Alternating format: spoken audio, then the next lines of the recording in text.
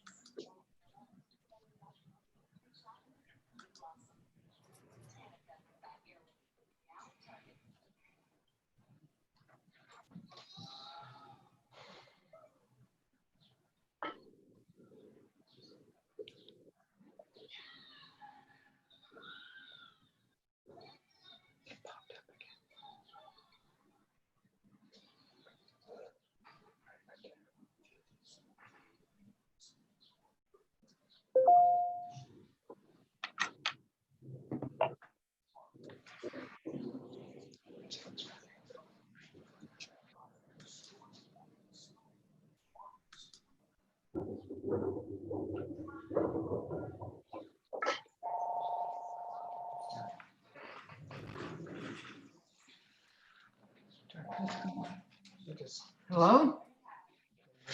Claire, we're still trying to start. Just hold your horses. No, I'm not. Thanks for the call. Claire, mute Claire. your mic, please. Okay, I think we're ready, We're ready. everyone. David, All right. So share the There you screen. go. I'll share screen. thank you, everyone. We could not get our regular meeting room would not start. So we had to try to find a conference room that could accommodate us and then log into the YouTube. So apologies for that. No problem, Sharon. Thank you. Welcome. So, okay, so let's start all over again. I would like to open the August 6th, 2020 meeting of Montecito Board of Architectural Review. And first item on the agenda is public comment for items that are not on today's agenda. Is there anyone in the audience who would like to address the board? Sharon? No, Tip, thank you. I didn't receive any letters. Okay, with that, I'm going to close public comment. And moving on to agenda status report. Anything, Sharon? No, there's no changes. I did have a request by Sophie Calvin. If she's still here, that since she had a consent, she was hoping to move her item number 4 up sooner. But that's up to you. I'm fine, Well, no, we, I'm okay, we fine just with it had, on item 4, that's fine. You are, okay. I thought I'd ask. thank Thank you. you. So, okay, now moving on to minutes. Going to review the minutes of July 23rd, 2020. John? Mr. Chairman, thank you. I actually have 2 comments. On item number 5, this is the sewage treatment plant area. Comment number 2. Site plan should demonstrate adequacy of site to accommodate future, and I'd like to add the word recycling of, and then affluent requirements. So I want to make sure that it's clear that what we're trying to do is to get the recycling area on the plans. I know that that's what we intended. And then on item number 7, comment number 1, some details lacking such as skylight, and then I'd like to add the words and north facing door wall. And then complete the sentence and some other structural details. And that's all that I had. Thank you. Anyone else? Yes, Tip, I have a couple of comments on item number 5. Yes, Dave. I thought it would be helpful to clarify on item 1, letters, that they're public comment letters should be provided. Okay. And then on item 4, it says prefers natural pedestrian path and hedge. And I think it should say that provides critical screening. All And right. then on item 6, I wasn't opposed to the solar on the carports. I remember Don had that comment, but I'd like it to clarify, at least I was okay with those. And I don't know how everyone else feels, but I was concerned because there was no detail or really exterior elevation showing the how those fit into the roof. well, maybe that should be clarified, that you would like to have more detail or something, because from what I saw, I was okay with them, but So we could just add the words, please detail completely. sure. Correct. Okay. That's it for me. Anything else, Dave? No, that's it for me. Thank you. All right, anyone else? Nothing from me. No, Okay, so with that, can I have a motion for approval? Mr. Chairman, I'll move for approval of the July 23rd, 2020 minutes as amended. I'll second that. All those in favor? Aye. Aye. One abstention? Me? Thank you, Tip. Thank you. So we are on to Montecito consent agenda, and this looks like we have 4 items here. So let's start with the first one, C1. Well, it's actually, we have 3 items. Three items. What I'd like to do is to group items C1 and C3 together. They're both on only for final. And Claire and I reviewed them, chatted with the applicants about a couple of items, and Claire and I would like to recommend to the full board that they be approved as submitted. And Okay. to that end, I'd like to make a motion to approve items C1 and C3 for final approval as submitted. Claire, you want to second that? I'll second that. All right, all those in favor? Aye. aye, Aye. Motion Mr. carried. Chairman, Mr. Chairman, item C2 is on for preliminary and final.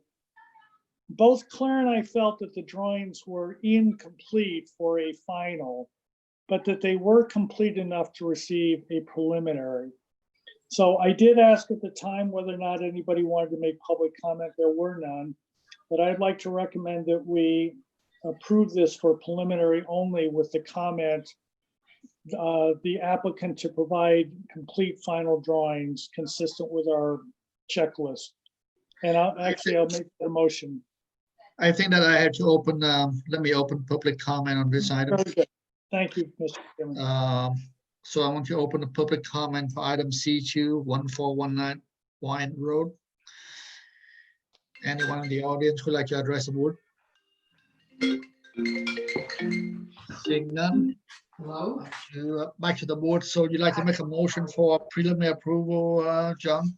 Yes, Mr. Chairman, I'd like to make a motion for preliminary approval with the applicant to return the consent with completed final drawings consistent with our requirements. I'll second that motion. Well, Thank you. Thank you, Don. I'm right in the middle of an embargo. Claire, turn off your favor? mic. I muted her.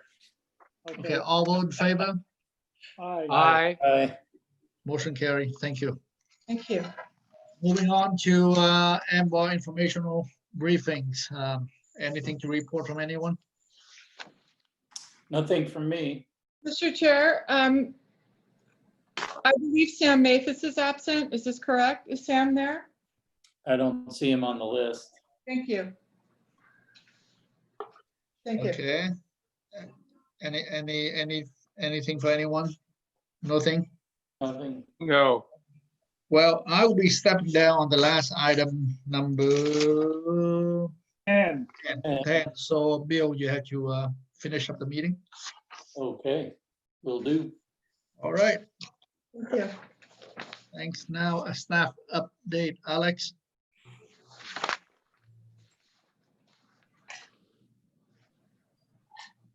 Hi, You're Alex. muted. You're muted, Alex. I don't really have an update other than to let you all know that the Olive Mill roundabout will be going to a joint hearing. Actually, 2 weeks from today, between the City Planning Commission and Montecito Planning Commission, starting in the morning. Can you Okay, repeat thank you, that? Alex. Alex?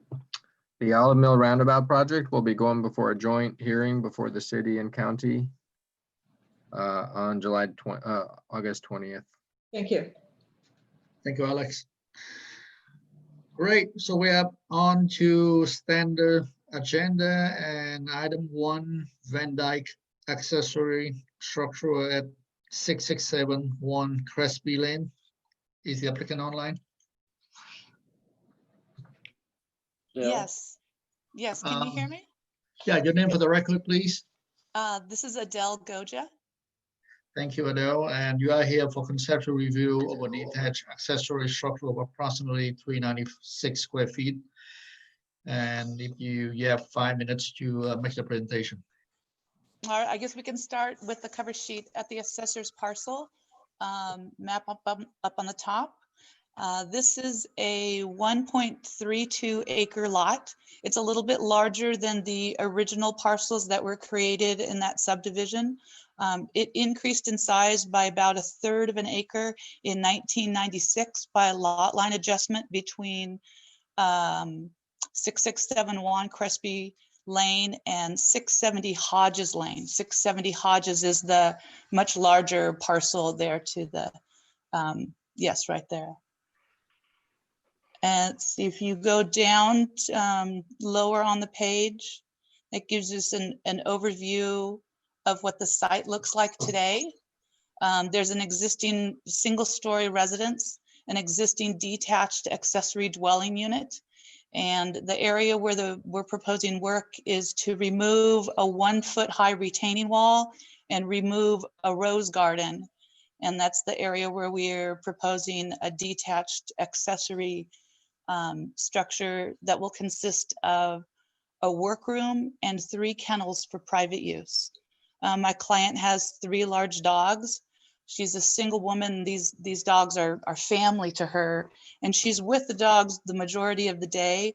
But in the evening, the lifestyle that they have currently is they sleep in a separate structure in their own kennel.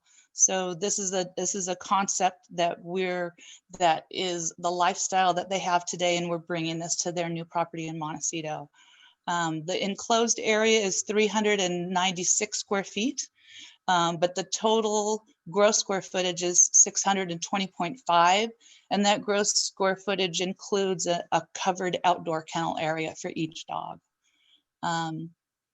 The work is approximately 34 feet from the property line, and the property line is screened on both properties at 6671 Crespi and also 670 Hodges Lane. We're approximately 23 feet away from the existing ADU, 12.5 feet high.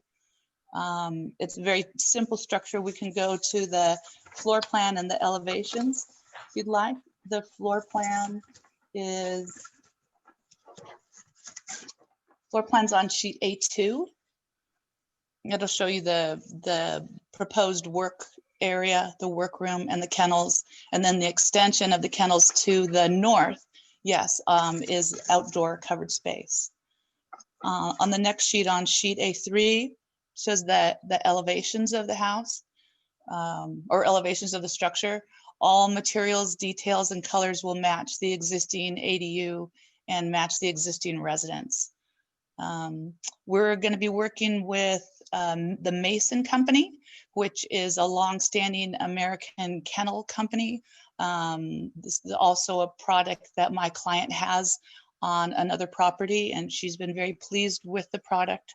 So we'll be working closely with Mason, and they'll be doing all of the custom stainless steel grids for the kennels. Thank you. Are you done with your presentation? Yes, thank you. Thank you. So with that, let's go to questions from the board, from board members. Let's start with Claire. No questions. Thank you, Claire. Jean, Yes, Adele, the main house, and I focused less on the ADU, seems to have a fairly grand feeling to it. Deeply inset windows, nice heavy shadow lines. I don't get that sense with the drawings, and I'm wondering, have you considered thickening these walls so that the same architectural character would extend into this building as exists in the other two? That's a very good point, John. Yes, there are very deep set doors and windows in the main residence, but as you move closer towards the east, some of those details are not as apparent in the detached ADU. And this is what we see is really, it's an ancillary structure. So we're trying to, I don't know, we're trying to simplify it, but still make sure that it fits in with the rest of the architecture on the site. Same type of doors and windows. But yes, as you see in the plans, we did not make them double walls. So they are not as deep set. Thank you. That's the only question I have, Mr. Chairman. thank you, John. Dave, Yes, I'm not sure if I missed it, but did you say what the FAR was? Couldn't find that. It's not No, on the, it's 82%, David. 82? Okay. Yeah. That was my one question. Thanks. okay, thank you, Dave. Don, I have no questions. Thank you. thank you. And Bill, No questions. Mine was the FAR as well. thank you, Bill. So with that, I'm going to open public comment for item number 16671 Crespi Lane. Sharon, do we have anything? No, we don't. Thank you. Great, I'm to close public comment and this item for here for conceptual review. So let's start with any comments. Let's start with John. If you learn one thing being a member of the MBAR, buildings oftentimes change use over time. And this is the one opportunity, I think, to really integrate this structure into the whole set of buildings on the site. And I, for one, would love to see that. So it feels utilitarian almost to a fault. And I think that it could be a very nice piece of architecture without too much more trouble. So that's my comment. Thank you, Mr. Chairman. Thank you, John. Claire, I don't really have any comments. I don't object to the fact that this is a utilitarian, especially because it's way far away from the house. And it really is like, I mean, it's like it's a very small building, and I think it's fine. thank you. Thank you, Claire. Don, Thank you. I tend to feel the same way John does, that something should be done with an offset in a wall or landscaping that would help mitigate the sterileness of the structure, but just something that would break up the four walls and so forth. Thank you. thanks. Dave, Yes, I think given the location on the property, way inside, not visible from any of the community or the neighbors, and the screening, and the fact that this structure is really has a functional use, I'm okay with it. If it was me, I'd just definitely support making it look better, but given the way it's used and where it's located, I'm also okay with it the way it is. Thanks. Thank you. And Bill? Yeah, I mean, I tend to agree with Don and John. I would certainly like to see it tie in a little better, but maybe there's some simple things that could be done. Maybe these columns are fatter and maybe this gets better screening so you don't really see maybe it's a green wall or something and it kind of goes away and you don't really perceive it. Maybe it's a green wall that floats off, so you green wall with a penetration in or something to make it feel like it's got the thickness there. So there may be some things that you could do to just kind of dress it up. I mean, generally speaking, I'm fine with it, but I think just a little more detail could make it go a long way. And really only half of it is really the kennel. The rest of it is a workroom. So back to your point, John, I mean, technically that could become some other function at some other future point in time. So that's my thoughts on it. Thank you, Bill. I do share some of the comment from John and Don. On one hand, it could be a little nice. On the other hand, it could be more simplified and keep a flat roof and make it something that will blend in with the landscaping. So either you really make a very fancy kennel or you try to make it blend into a garden structure, which should work for me too. So either way, I think that this item could come back to the full board for preliminary and final approval.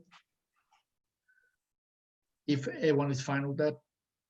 Yeah, I think that would be fine. I mean, you have enough detail, but I think finalizing those details would be helpful. Yeah, so please come back when you have all the drawings, all the required drawings, and we'll put you on consent for preliminary / final. Thank you. Thank you. Okay, Just to so we're moving on. clarify, sorry, just to clarify, you said full board, right? No, on consent. Okay, before you had said Oh, full wait, board. wait. No, I don't think we can go to consent. There's Because- there's potential for too much change here, Mr. Chairman. So let's just have it at the full board. All right, so take back what I just said. Let's back to the full board for preliminary / final. Sounds good. Thanks. And we are moving on to item number 2, 815 Ashley Road. Is the applicant online? Yes, I'm here. Your name for the record, please. Bill Mellett, the landscape architect on the project. Okay, and you are here for conceptual review of the new pool equipment storage room of approximately 150 square feet. And if you can limit your presentation to 5 minutes, Yes, please start. thank you. This property is a 1.1 acre property located on Ashley Road. And right now, they have an approved swimming pool and spa, and they want to add a pool equipment building. They had approved at the proposed location the pool equipment, but not within a structure. So this application is to allow for a structure to be built to enclose the pool equipment. The pool equipment building will take its cue from the existing main house. We could look at, yes, that slide. So we've kind of taken from the architecture of the house. There's also an approved gate that ties into the proposed pool equipment structure that is now currently built. And I think that's it. It's pretty simple. They want to enclose their pool equipment in a building for sound, and so it just looks better. Okay, great. So are you done with your presentation? Yes, thank you. Thanks. Thank you. And back to the board for question. So let's start with Bill. Yeah, Bill, do these light fixtures match the ones on the house, or is this a kind of a new introduction here? Does that They go do on? match. They do match the ones on the house. Okay, all right. And the colors, although you have plaster, I guess that's board and bat on the house. Is that, you're gonna remain plaster to color to match, and then the stone will match, of course? Correct. Okay. That was all. Thanks. Thank you. Thanks, Bill. Dave, I don't have any questions. Thanks, Tip. thank you. Don, I have no questions. Thank you. thanks. John, No questions, Mr. Chairman. thank you. And Claire, No questions. thank you. So with that, I want to open public comment for item number 2, 815 Ashley Road. Sharon, do we have anything?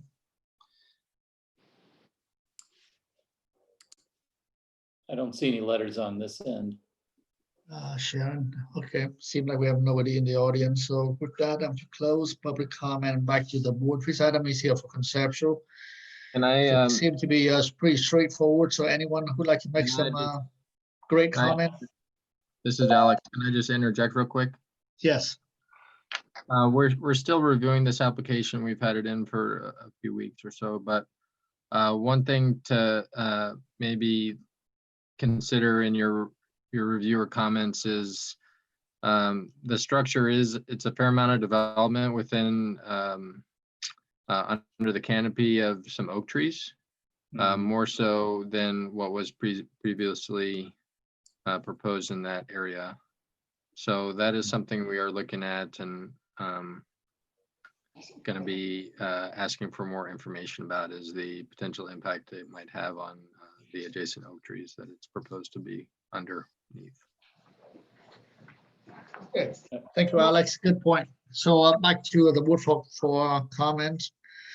Claire, Well, what I was going to ask Alex has there been an arborist report done on the oaks that are impacted by this? Because from the drawings, it only looks like there's only really one, the canopy of one only interrupts the pool equipment. So has staff requested an arborist report on this cluster of oaks?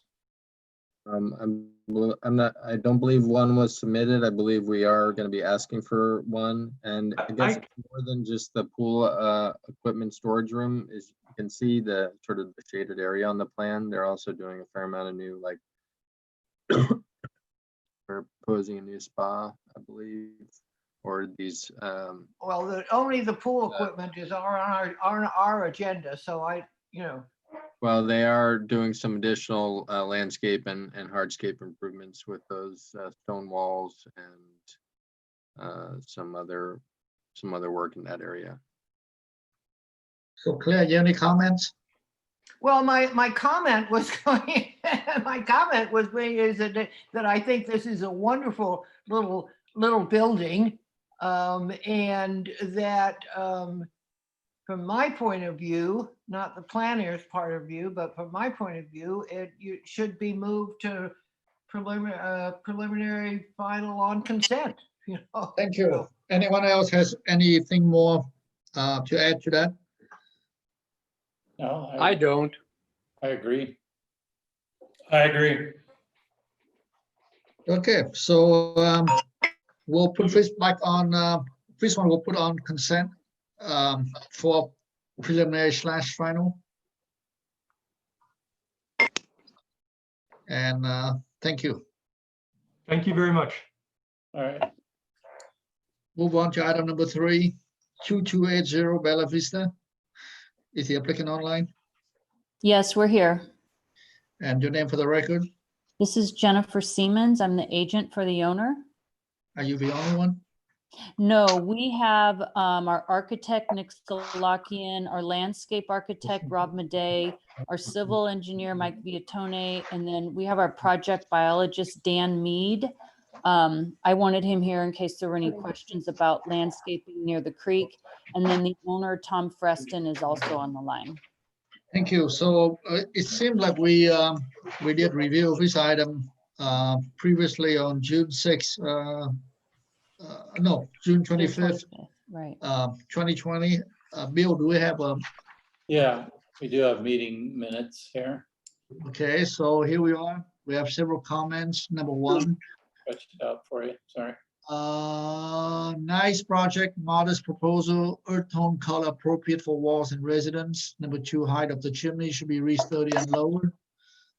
Number 3, appreciates use of landscaping and natural stone in places to minimize visibility of retaining walls. Number 4, properly document trees along driveway from the gate up for protection or removal.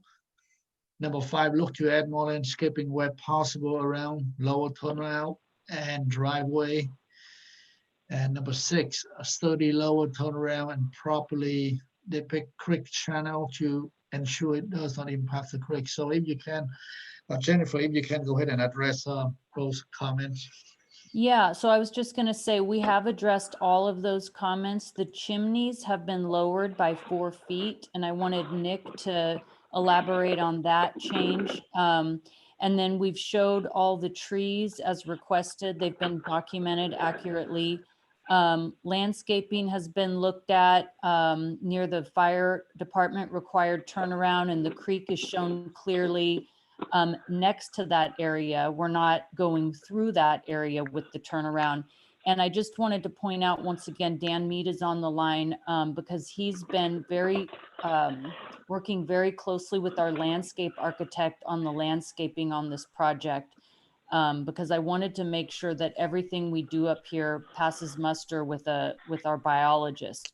So I'll let Nick talk about the chimneys, and then we can have Rob go into the landscaping. Thank you. Yeah, this is, I think, a good elevation. Of course, the concern originally was with a kind of high wind zone, not getting smoke that often can get pushed back into the home, and just kind of balancing the overall proportions of the house with the height of the chimneys. So it's a little bit deceiving when you look on the short elevations, the north and south, versus the east and west, where you can see that, like, proportionally, we tried to kind of balance the height relative to the height of the roof. So we brought them down by 4 feet. Yeah, so I think that's a kind of good view on the east and west elevations.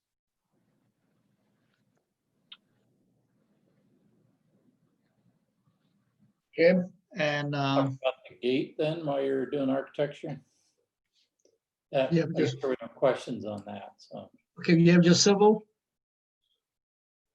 Yes, I'm here. You have anything to add to the presentation?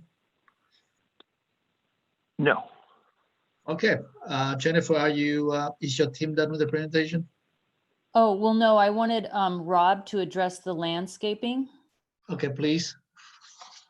Mr. Chairman, were we going to look at those gates, or is that part of the landscaping? It can be a part of the landscaping. You like to go through the landscaping now? Well, I think Nick should discuss the gates rather than Rob, correct, Nick? Yeah.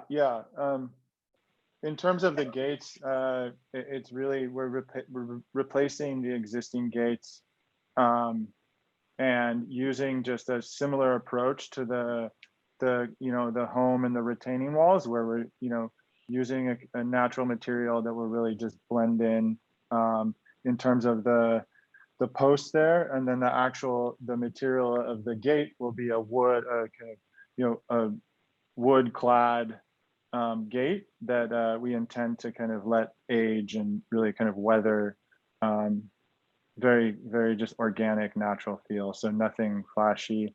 And then the lighting on the posts is, dark sky compliant. So no uplighting, very reserved. Nothing too complicated. Mr. Chair, can somebody, can Bill locate the site plan where the gate is? So on page 2, Yeah. yeah, it's called out on the right side there. Oh, there it is. Okay, thank you.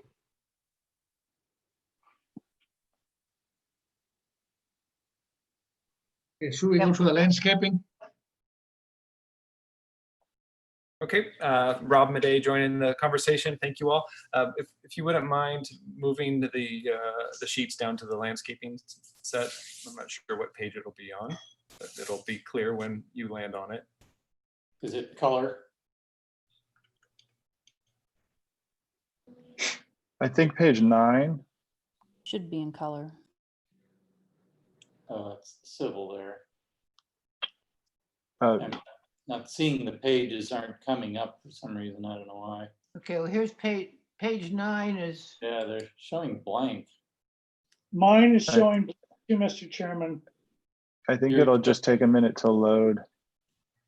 You show something, John, on yours? No, I don't. No. Jennifer, I put the new ones in. Sometimes the PDF just, It's a while. yeah. It's been loading for a while. It hasn't shown up yet, though. There's a bunch of sheets missing, it seems like here, that I can't see. oh, here, what's that one? No, that's a civil drawing. Oh, okay. Yeah, those all came through.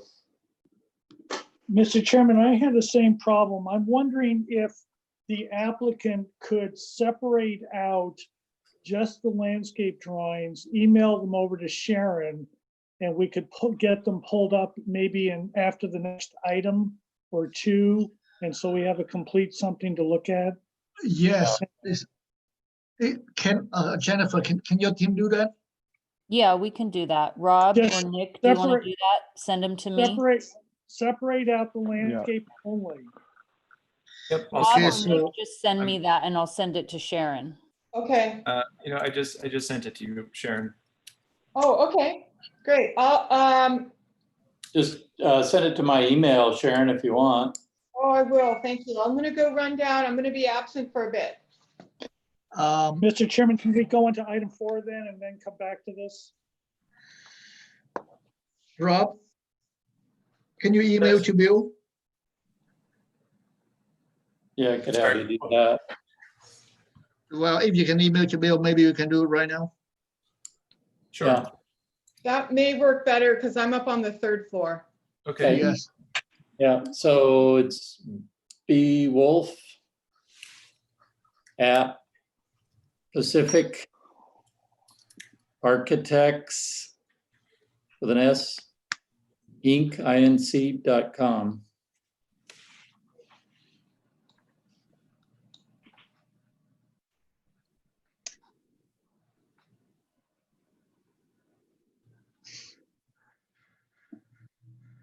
Okay, away it goes. Thank you. Uh-huh.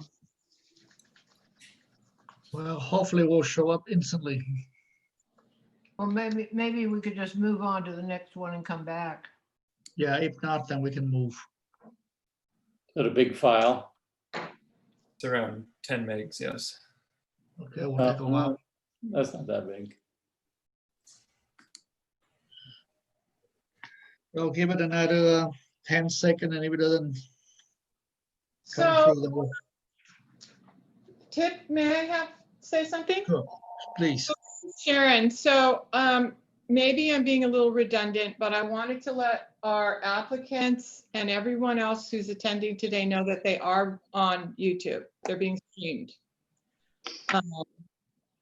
Thank you, Sharon. We'll be on our best behavior. No, I didn't want it to come as a surprise to anybody. I got the link after the agenda had gone out, so I sent the link to the people the interested parties on for MBAR agenda. So why don't we shelve this item until after item number 5? Seems to be taking a while. No, after item number 4. Okay. Okay, so let's move on to item number 4, and that's 1544 San Leandro Lane. Is the applicant online? Yes, I am, as well as Lisa, landscape architect. Can you speak? Can you repeat your name again? I can't hear you.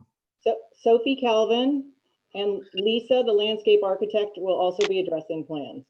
Thank you. And this item is a further conceptual review for an addition to a new covered porch of 134 square feet and a new attached exterior fireplace of approximately 16 square feet and garden trailers of 326 square feet. And then it was in front of the board on June 11, 20. Bill, do we have a comment from that meeting? Yeah, let me get that real quick.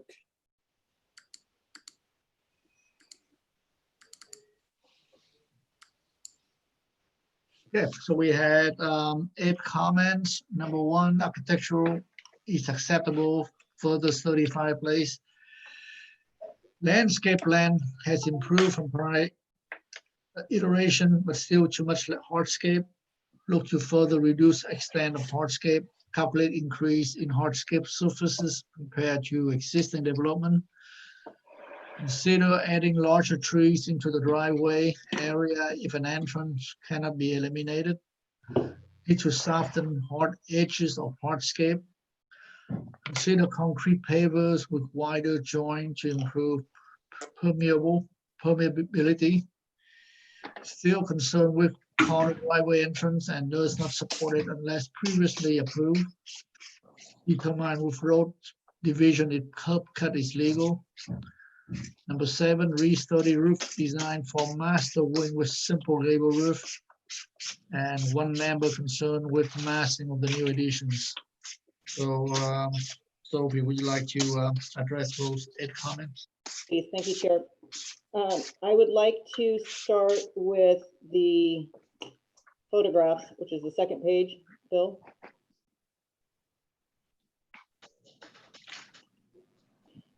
So this is a really modest sized house compared to the surrounding neighborhoods. This is less than a half acre and it's pretty well screened, and Lisa will describe some additional screening that is adding to this project. I just wanted you to get familiar again. This is a this is a U-shaped house with the open area in the back facing the north, and no one will be able to see that inner courtyard that these new property owners that just bought the house 6 months ago are really in love with and love the location and love Montecito. They're not from California. They're excited to have a pool in their backyard and everything else. I also want to ask if the board members read the letter that the owners, Brad and Christina Sherman, had sent. They're addressing some of the issues that were pointed out, at the last meeting. I hope you read it. I just want to summarize a couple of their comments. They said when they first bought they looked at this house and decided to purchase it on the location, the neighborhood of the hedgerow. They felt it was very cozy, and they also really liked the fact that it was well screened and they would have their privacy. They also really, and their comments was, the driveway on the corner of San Leandro and Miramar was the single best reason why they chose to purchase this house. So then I'd like to dive into the letter that was 6 pages, and the last 3 are images of past permits. So in one of them, you see the floor plan. This original house was built in 1949. And these stone walls and round columns that are currently still there are what the board was questioning. Were they permitted, or I think the term that was also used, are they legal? So I delved into this because Bill, that's the wrong document. Yeah, I'm not. It's the comment letter from the owners. Oh, oh, I'm sorry. I didn't see that at the bottom there. Yes, thank you. So you see in the lower left corner that you have the old original footprint of the house and the detached garage. And then those were the stone walls, and it even says stone entrance. So what we're calling it is legal non-conforming because it happened in 1949. At the time, there was no requirements for driveway curb cuts or walls. Then the next one, thank you for bringing that up, is the addition. The master bedroom was addition that was proposed and built, and the permit was in 1995. The planner reviewed it, and if you And if you see over to the right, Bill, on the lower stamp, it's stamped approved by MBAR, and it was approved by the planner. Part of the application even says he's reviewed everything on site and that everything was appropriate and approvable. Now, they weren't pointing to the gate, but the gate and the driveway has been there since 1949. The last page is the supporting document to that. I don't think it is relevant, but I just want you to know what the planner had stated and what the description of the application was that included San Leandro and a half-round driveway on Miramar and driveway to the garage. So the other point to this is this circular driveway is something the client would really want to keep for emergency access, for their own use to pull in on that corner driveway and pull out onto San Leandro. The third driveway is only leading to the new the existing garage, which is going to be demolished and rebuilt. And that is only to get access to the driveway. So that's one of the comments from the board. The other is Lisa is going to address the landscaping. I'm going to jump into the concern of the massing. So at the end of the last meeting, one of the board members said, please restudy the master bedroom roof, and we did. So it had difference, and we made it a very simple gable roof to go over that entire master bedroom and bathroom. So it simplified the roof. We had a couple different roof lines sloping in different directions, and I think this is a much better solution. I think there was also a general comment. I'm thinking that the board was saying they had just to restudy the massings of the additions. To me, I'm thinking that you were saying the front living room. Since this house is modest in size and only like an 8-foot plate height, they wanted some more volume in the center of the house to create this living room so they can have guests there and have more open space and have access to the back. So that was one of the first things that they wanted on the design, was this gable roof to create a larger living room and access to the back. So we did not lower that roof, but they did want the volume in the house. The last comment you made was the chimney, restudy the chimney. Well, with the 10 and 2 roof requirement or spark arrestor requirement, we are at that height. I did take a small band of detail around it to simplify it. I did remove that from the chimney, so it is a little bit cleaner and a little bit more simplified. And I think I've addressed everything. I think Lisa would like to comment on the landscaping and hardscaping.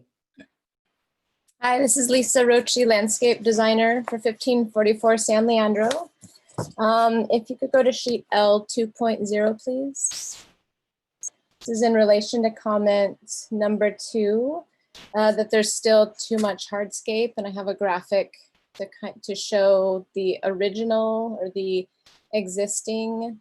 Yeah, there we go. So the existing is 5,348 square feet. Previously, we had proposed 8,776 square feet. We've taken it down to 6,648 square feet of hardscaping, so which is a 24% increase over existing, and we reduced our proposal by 40%.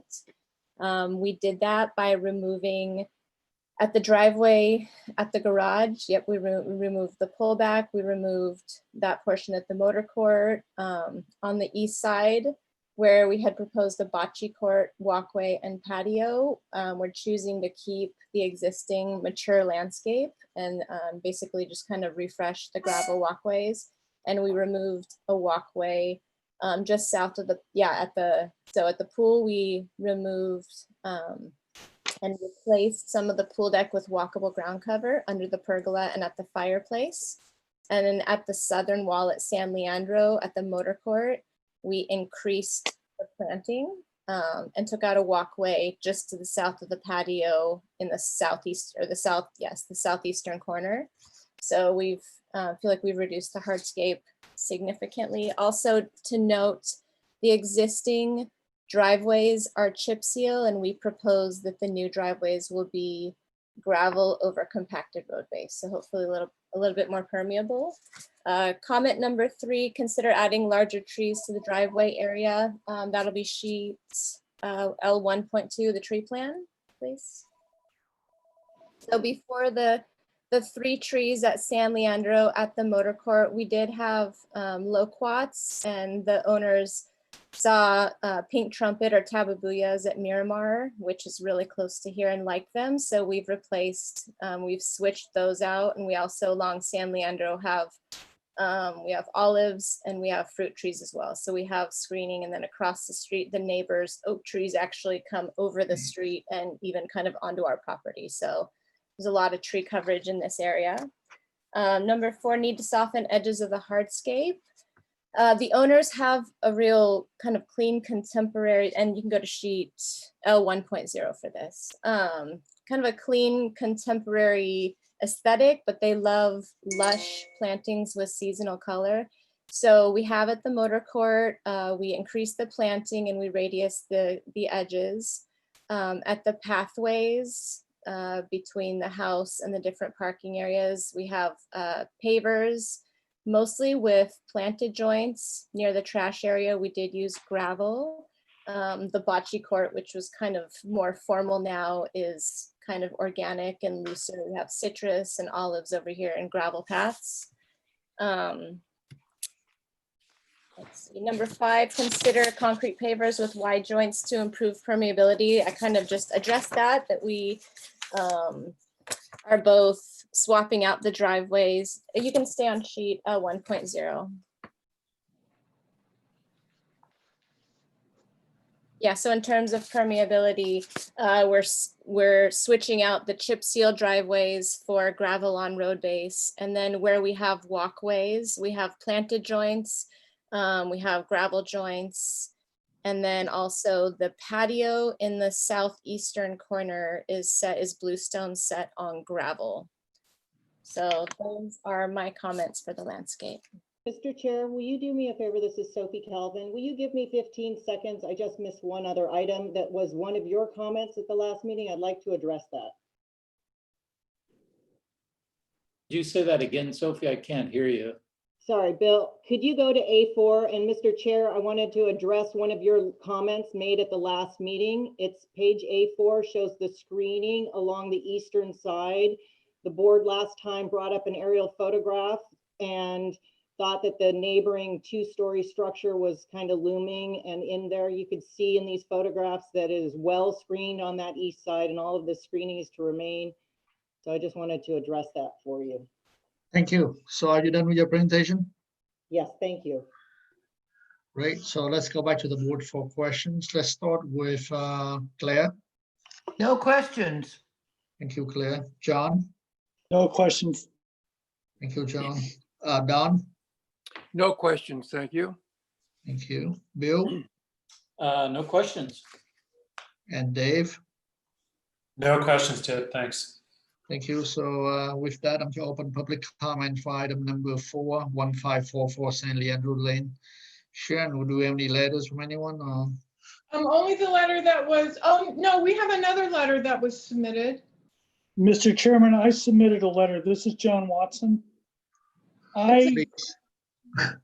If you could open that, that's it, and go up to the top, please, page 1.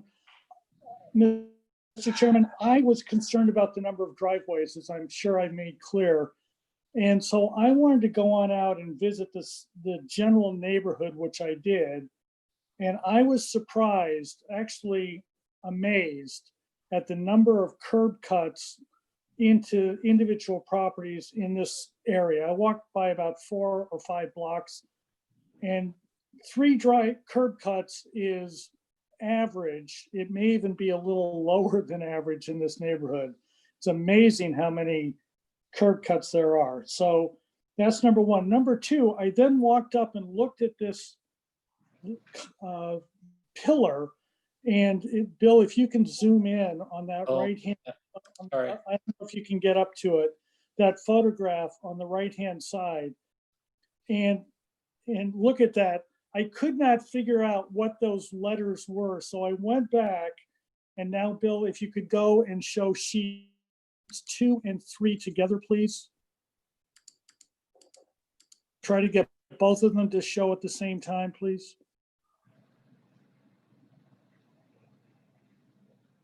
That's it. Okay, that's good. This is the Ivy Dane back in 1921 or 22 subdivision. And the main house, as you can see, is right in the middle. And the owner of that house was named Ivy Dean. And if you look carefully, you can see that there's a driveway going from that main house. It's kind of serpentine, and it ends up in the lower left-hand corner of that subdivision. Keep going. All the way down. Right there. It's Right the there. estate gates. And now if you can enlarge that, please. Remember, this is 1921 or 22. Keep going, and right there, keep enlarging that, please. Right there, enlarge it, enlarge it, enlarge it, enlarge it. And what you notice is that there are 2 gates right there and gate posts. And when I discovered that, the name of the subdivision is Ivy Dean. And then I went back and looked at the columns, and it has written on the columns, Ivy Dean. This is the original entrance to that original 35-acre estate that was subdivided in 21 or 22. And these columns have been here before that. Now, when I went back and looked at David Merrick's work, the 2 Montecito books, the green one and the red one, there is activity in this portion of Montecito as far back as 1865.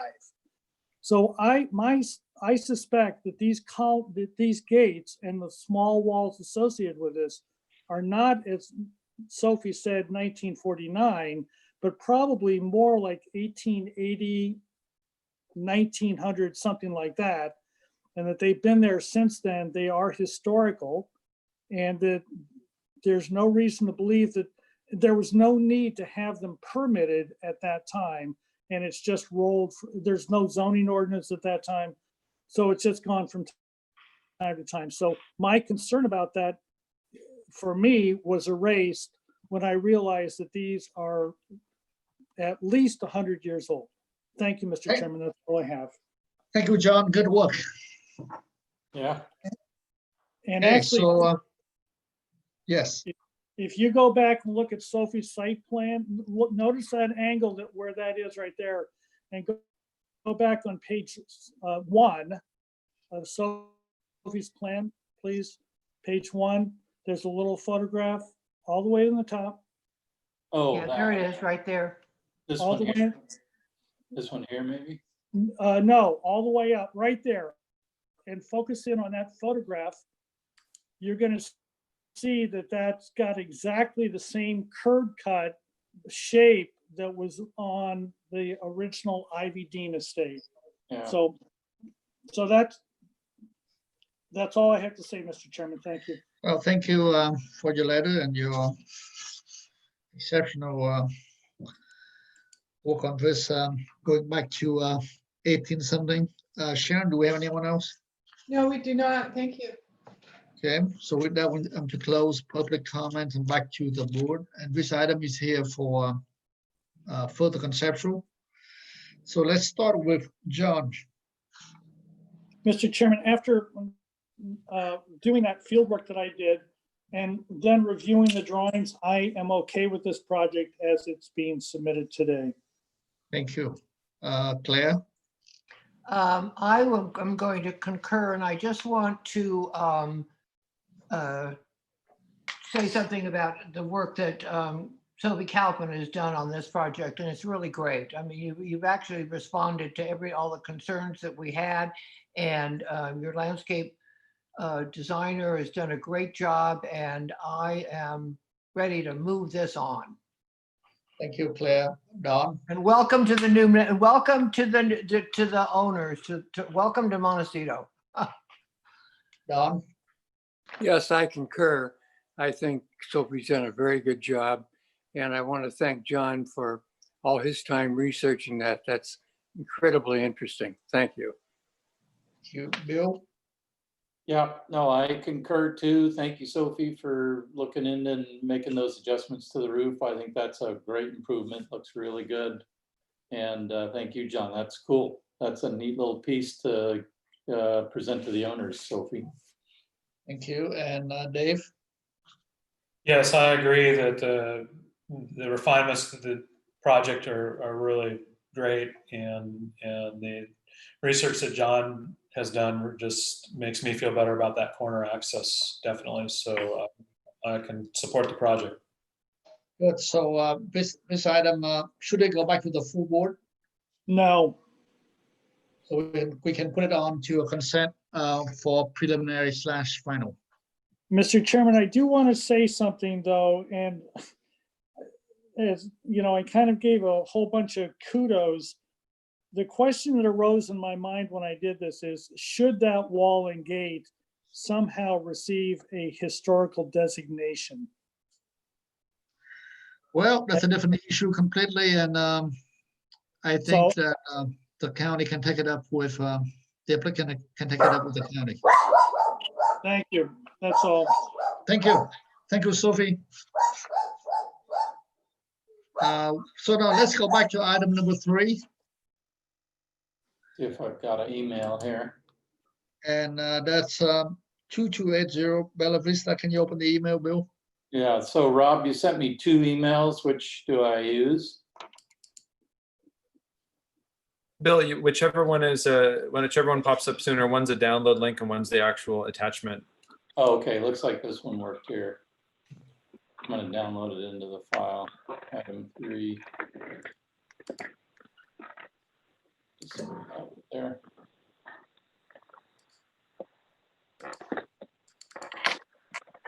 Okay, there we go. Yeah, we got it. Right. All right, great. So Rob, can you continue your presentation? Happily. Yeah, so I think, well, first and foremost, we didn't really make any changes to the area around the house. We spent the majority of our time focusing on the fire department turnaround as it interacts with the creek and coordinating with the biologist on this one. And actually, you were tracing the fire department turnaround at the house, but let's go and look at the fire department turnaround closer to the creek, please. So on page 4, here's an aerial overlaid with the survey. What we wanted to make it very clear where the water course and the existing creek is as it relates to the new fire department pullout. If you zoom in on the creek area there, kind of by the number, the icon number 4, you'll see the blue water line there. And adjacent to either side of that blue water line is an existing, call it a roughly laid concrete embankment on either side of that creek as it reaches the culvert that runs underneath the driveway.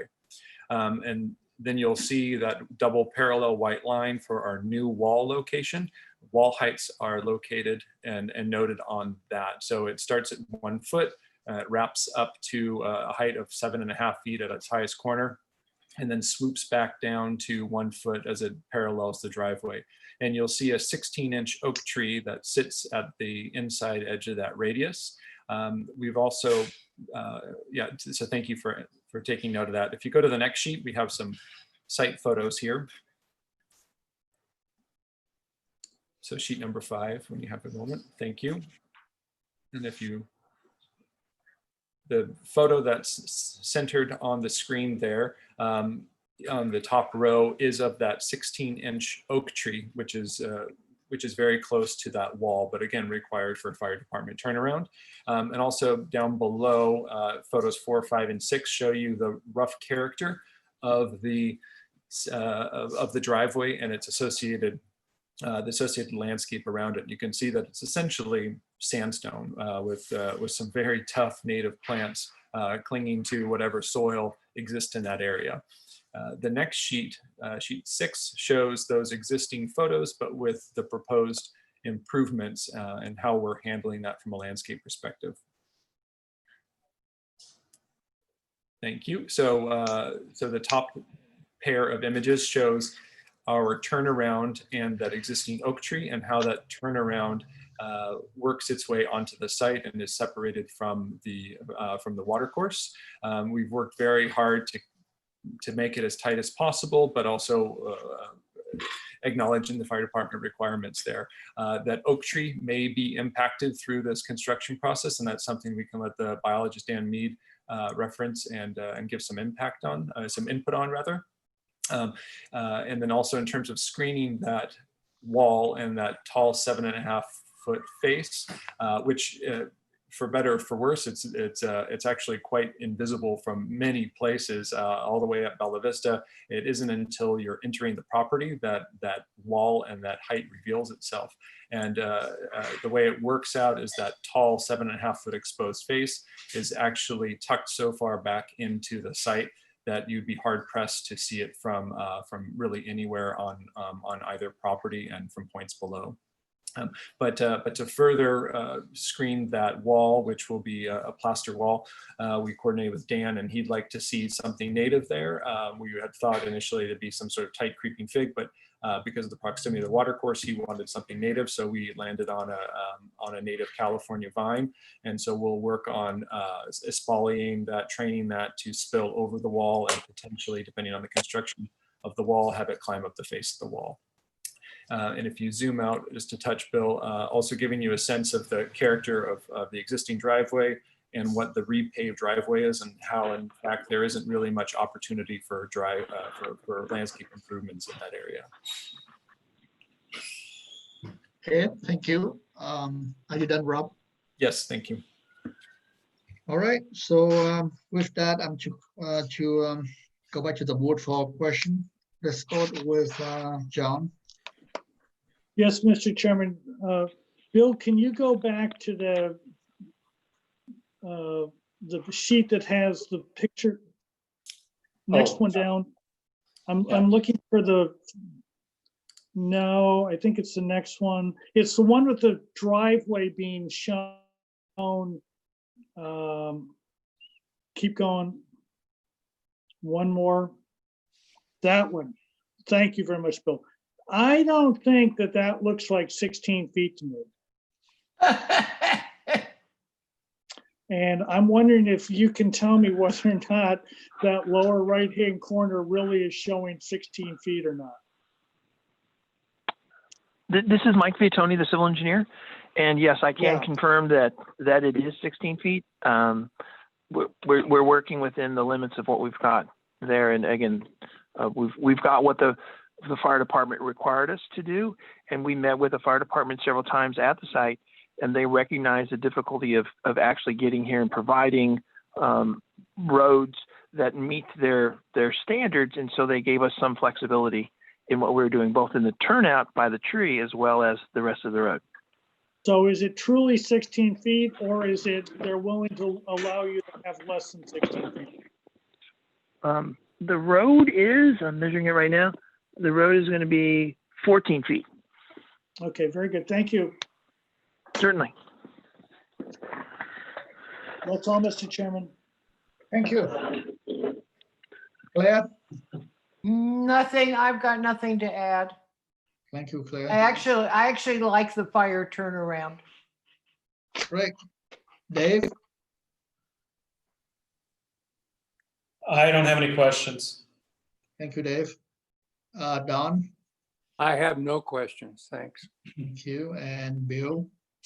Yeah, just a quick question along the lines of what John was saying. So are you cutting, if on this civil drawing here, are you actually having to cut into the hill, or is that just replacement of the asphalt that you're doing? Is that a swale?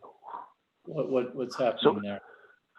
So what we're doing is we're actually replacing pavement that used to be there that has over time washed away. And then we're going to have a concrete edge in there to try and prevent that from occurring again. Got it. Okay. All right. That's it. Okay. Thank you, Bill. Sharon? Okay. I want you to open public comment for item number 3. 2280 Bella Vista. Sharon, do we have any? Do not. Thank you, Tip. We don't have anyone. Okay. No letters. So let's go back to the board for comments, and this item is here for further conceptual. So let's start with Don. Thank you. I appreciate lowering the chimneys down. I think that it's in good balance with the house now. And I think the landscaping, the road, everything is well thought out, and appreciate such a good presentation. Thank you. Thank you, Don. Dave? Yes, I agree with Don. You've got some very challenging site conditions, and getting those to work with the fire requirements. I think you've done a very good job of preserving the creek and the landscape and everything and the way the building fits in. So I think it's a very good. The one thing we didn't, I'm not sure I heard what was going to be proposed if that oak tree goes. I'm assuming there's some mitigation for it. So we do have on our landscape plan, I believe we're proposing 16 new oak trees, but we're also being really sensitive about how that wall is designed in the root zone of that tree so that no footings will go into the most sensitive area of the root zone. And I think Mike or Dan can speak to that in more detail too. Yeah, we specifically, Dan and I talked about this, and we specifically proposed to have a gap in the wall footing on either side of the tree. And I believe in Dan's report, it talks about the distance that that gap would span to preserve the tree. And I think with what we are doing with the existing grades and where the tree is at, you'll see that we're actually doing very, very little ground disturbance within the zone of that tree. Good, that's good to know. That's all the comments I have. Thank you, Dave. Claire? I don't have any further comments other than to compliment the applicant on the work that they've done. I know trying to design roads to meet the fire in hillsides in Montecito is one of the most difficult exercises. And I think you guys, as an applicant, you've done a really, really good job. Thank you, Claire. John? Yes, Mr. Chairman, I concur. And as many of you know, I try to think about the next step. We're here for conceptual. And the reason I bring that up is that the architectural drawings are really just that, concept. I mean, I don't even think we have formal, I guess we have elevations, but they are at the minimum requirement, I think, really. And so I would love to see this thing go all the way to consent for both preliminary and final. But in saying that, I think that the architect or the designer needs to really be cognizant of the full set of drawings that we need to prepare to get the approvals. And I might encourage them to stay online as we review other projects to see the extent of drawings that we normally see at both preliminary and final. Having said that, I think this project is ready to move on and we should do that. Thank you, Mr. Chairman. Just a reminder that this is a development plan because it's resource management. Well, at some point, they're going to come back to us. Thank you. So you have all the comments from the board, and I think that when you're ready, we can take this project back to the full board for both preliminary and final approval. Thank you. So now we're moving on to item number 5, 540 McLean Lane. Is the applicant online? Yes, I'm Ron Frink. I'm the architect for the owners. Thank you. So this item was in front of the board on May 5th, 2019, and you are here for preliminary / final approval. Yes. We have Amy Blakemore is online also. She's our landscape architect and can speak to the landscape proposed. Thank you. Let's go through the comment you have from the last meeting, and we have several comments. Number 1, it's with a nice project, compatible with existing development and surrounding neighborhood. Number two, look to see if amount of paving in outer court could be reduced. Need to allow for sufficient area for landscape screening. And number three, either roof option is acceptable. And number four, one member requests neighborhood compatibility study to justify the FA or accidents. So if you can address those four comments. Yes, I'll start actually with the fourth comment. On the first attachment page, we went to the county records as well as some real estate records from Kathleen Winter on recent sales within Burnham Wood. This is not obviously exhaustive and inclusive of every property in Burnham, but what we tried to find things that are more recent. And you can see that there's a range of house area sizes, everything from over 12,000 feet down to the 2,900. So the Schumann property at 540 McLean is certainly right in the mix of the typical larger homes within Burnham. And again, the house areas that I've recorded come from records, sales records, and the county assessor. I quite honestly don't know whether these always include the garage or not. So they are approximations. In the process, if you look at the area summary on G 0.1, it's down right there you are. And the area calculations in the bottom right corner of that sheet. You'll also see that we have, if we can zoom in to the bottom right corner, we're almost there to the area calculations.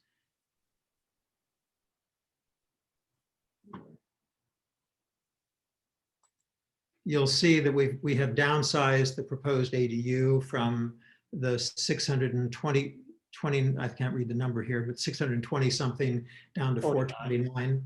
So we have reduced the proposed additional construction, and we've put in the corrected areas in there so you can see the old number and the new number. Does that address the question about the comparison? Yeah, let's go on to the other three and then we'll come back with questions. Okay, great. If we could scroll down to sheet A 1.1.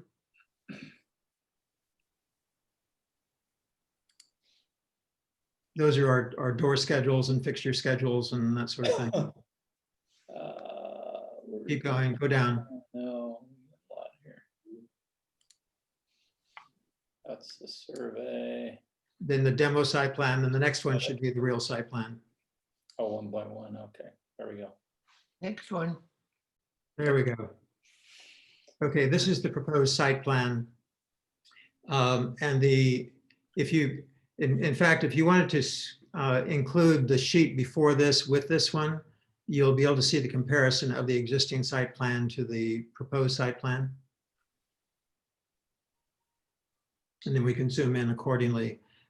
We actually have pulled the south edge of the auto court away from the adjacent property line here to the south. We are showing a turnaround so that there's maneuverability for the clients in the auto court area. We have narrowed some of the entry portion so that it's a little more discreet from the cul-de-sac.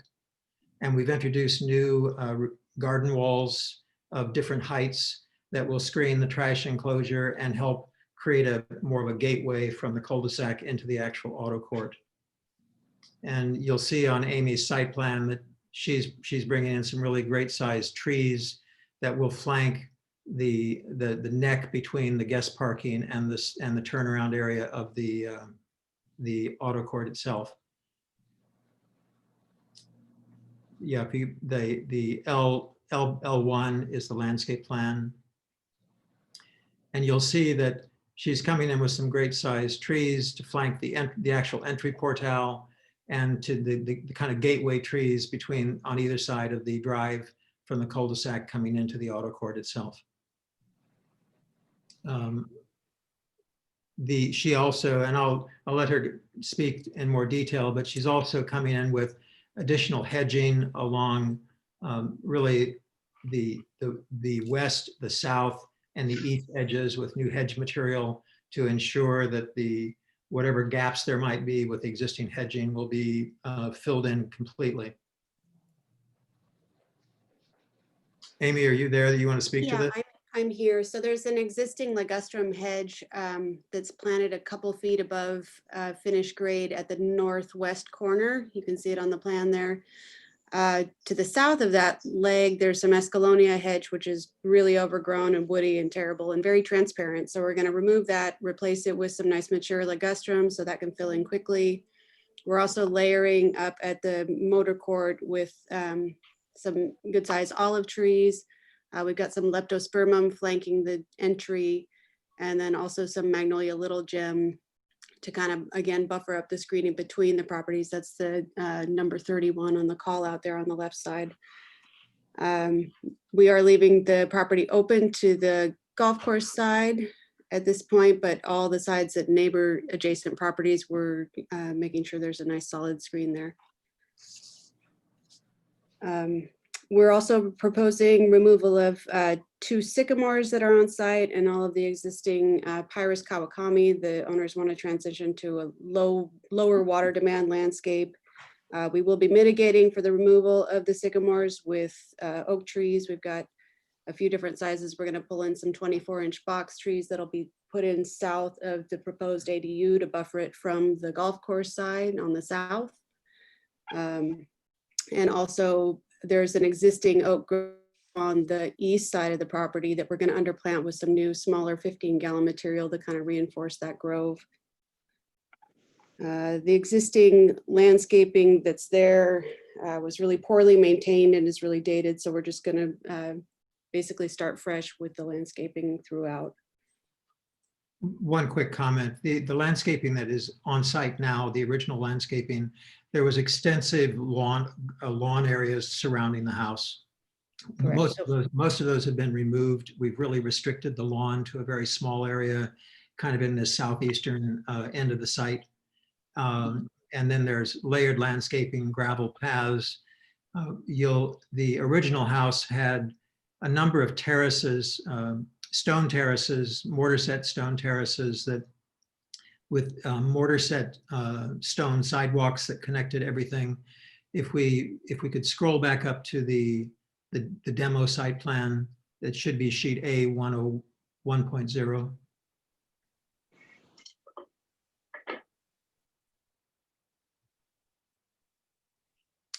Up a little more, one more. There you go.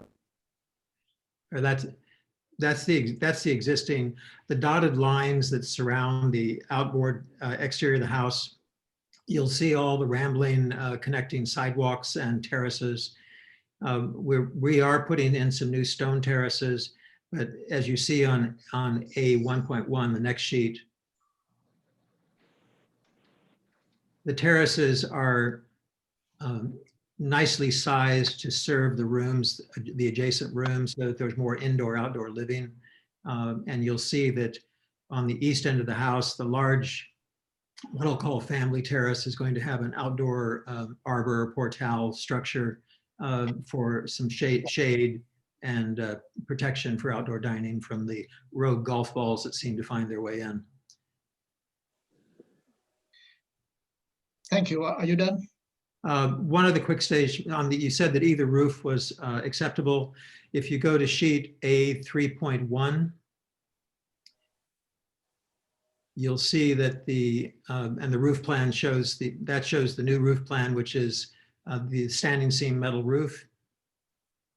So we are replacing the shingles. We are proceeding with the new steel and glass doors and windows throughout the house with the new metal roof. And one other quick thing to go back to is if we go up to the top to the photo pages, I think it's the 4th page of photos where it says from the fairway. This is, let's go down. There we go, that one. These are views taken from the 9th fairway of Burnham, trying to look back to see what you see of the house. The top left picture there is the house that's adjacent to the west. The Schumann house is the one kind of hiding behind the trees. And the picture on the top right, the hedge is the hedge at the existing hedge at the Schumann property. The house on the right, the White House, is the adjacent house to, excuse me, to the east.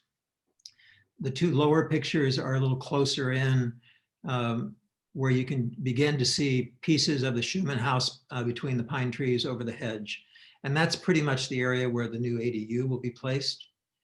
We are showing a flat roof on the ADU with so that we can do the full photovoltaic panels on that roof. It will be a flat installation of the PV panels, so nothing will be visible from the fairway of the PV. Thank you. So can you wrap up your presentation? Yes, the one other thing is somewhere in this stack, I think it's page 10, Sharon said, there is a, there it is, the material samples. Since we couldn't bring them to you, these are exterior materials. The two groups of pavers on the floor are what will replace the existing gray concrete pavers that are in the auto court now. And because of the pattern we have with the circular turnaround, we're using two different color blends of these cobbles. And then the new garden walls will have, the new garden walls facing the auto court will have a stone veneer, which is shown on the top right. The new exterior plaster will be the neutral color. The roof will be the dark bronze standing material. The metal window will be the horizontal sample in dark bronze. And then the interior garden walls that cannot be seen from the public will have a lighter tone of stone veneer. So those are the proposed materials for the project, for the exterior materials for the project. Thank you. One last thing that I think it's important to note is that we have presented to Burnham Wood and received final approval from them. Yes, and we have. Thank you. So let's move on to questions from board members. Sure. Let's start with John. I have no questions, Mr. Chairman. Thank you. And Dave? Yeah, I didn't see the ADU elevations. Could you show those quickly just so I? Yes, I think if you go to sheet. David, I think it's, I don't think we have the right even to do that. Oh, it's yeah, you're right. Sorry. Don't worry about it then. Okay. I didn't realize it was an ADU, even though it's, yeah, I was thinking it was something else. No. Thanks, John. Anything else, Dave? No, thanks, Tip. Thank you. Bill? Oh, just quick questions. Landscape lighting, the fixtures are all LED, low wattage. Everything is dark sky LED. Yes. And all downlit. Yes. No up lighting or, I mean, I Yep. see some pendants, but these are path lights, it looks like over here, so. Okay, yeah, no, that was all. Thank you. Okay, thank you, Bill. Don? Thank you. I still wonder whether or not we have purview over the exterior elevations, not the interior, but the ADU exterior elevations architecturally. I don't think we do. No, you do not. Okay. Alex, can you answer that question? He said he no. did. Okay, thank you. No questions. Thank you, Don. And Claire? No questions. Thank you, Claire. So now we are to open public comment for item number 5540 McLean. Mr. Chairman, just before we do that, I'm sorry, I'd like to ask Amy, can you review the landscape lighting on your plan, please? Sure. Get to that sheet. again. How much there is, how frequent the lights, all of that? Well, one thing to mention is the owners will be here part-time, so they're here usually in late winter and spring, so it is not something that will be year-round, but we do have path lighting just for safe path of travel. there is a bit of an issue with backing up, so we wanted to make sure to get the motor court properly lit so that the owners can safely back out of the driveway. Can you be specific about it rather than general like that? What do we want to look at on your landscape, on the plan, not the light fixtures? How do I identify what a light fixture looks like? So the cut sheets are there listed. There are some lights that are installed at the pergola, you can see. And then a series of that symbol C is the path lights, smaller scale path light. And then we have a larger scale path light that appears only at sort of the central axis there, right there, Bill, to kind of highlight that area that's on center of the main area of the house. And then the path lights that actually also around that larger patio to the north, we've got some of the bigger fixtures as well because they'll be entertaining at that space. So the path lights, about how many feet on center for those, please? Between those two path lights, that's I'm sorry? About. I think we're about 15 feet. Okay, And then those other ones that you're pointing at there, I think it's more like 25. And then the pergola lights, can you talk about that a little bit? We have 4 down lights, the pergola lights, which fixture A there, that are attached to the pergola itself. And then we have a couple wall lights. There's just 2 wall lights set within that pony wall that runs at the base of the pergola. And when I decide to power up the pergola, how many fixtures do I have with how many watts, et cetera? When I decide to rock and roll, please. You have 6 lights. And about what kind of wattage are they, or lumens, or about? Can you go up to the fixture cut sheets for me?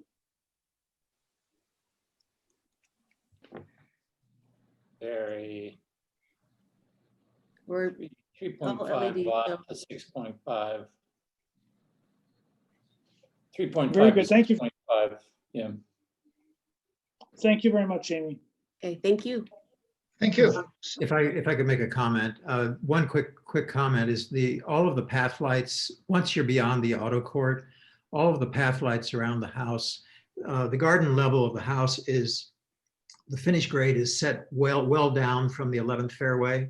So unless someone's up at the 11th fairway green looking over the wall, you're not going to see any of that from a neighboring property. And on the southeast edge where there's a hedge from the 9th fairway, you won't see anything. Thank you. So I'm going to open public comment for item number 5, 540 McLean Lane. I'm going to Sharon. ask, yes, thank you. I'm going to ask a couple of the attendees if they're here for any of these, if they're here for this. Hello, Stacy.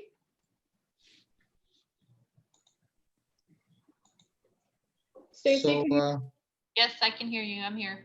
can you tell me what project you're here for? Weaver. Okay, thank you. And then, All right. well, hold on, there's another one. Hello, Sean. Yes, Hi, can you tell me what project you're here for? for the Weaver project as well. Great, thank you so much. Appreciate it. They're both panelists are here for another project. Thank you, Tip.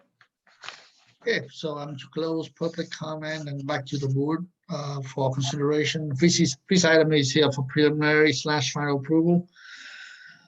So John, you'd like to start? I'm okay with this project. I'd be ready to vote for both preliminary and final. Thank you. Anyone else want to add anything to? No. Nope. I concur. Mr. Chairman, I'd like to make a motion. Oh, I'm sorry, did I cut somebody off? No, I had muted because of a phone, but I'm good with it too. Thank you. Mr. Chairman, and Mr. Chairman, are you okay? Sure. I'd like to move for preliminary and final as submitted. I'll Second that. Second by Claire. All those in favor? Aye. Aye. Motion Thank carried. you. Thank you. Good job. Thank you, guys. Nice. Thank you so much. Very nice set of drawings. Thank you. Okay, so we are on to item number 6, 1711 East Valley Road. Is the applicant online? Hello, this is Eric Epping. Okay, hi, Eric. We are here for preliminary approval. Oh, cool.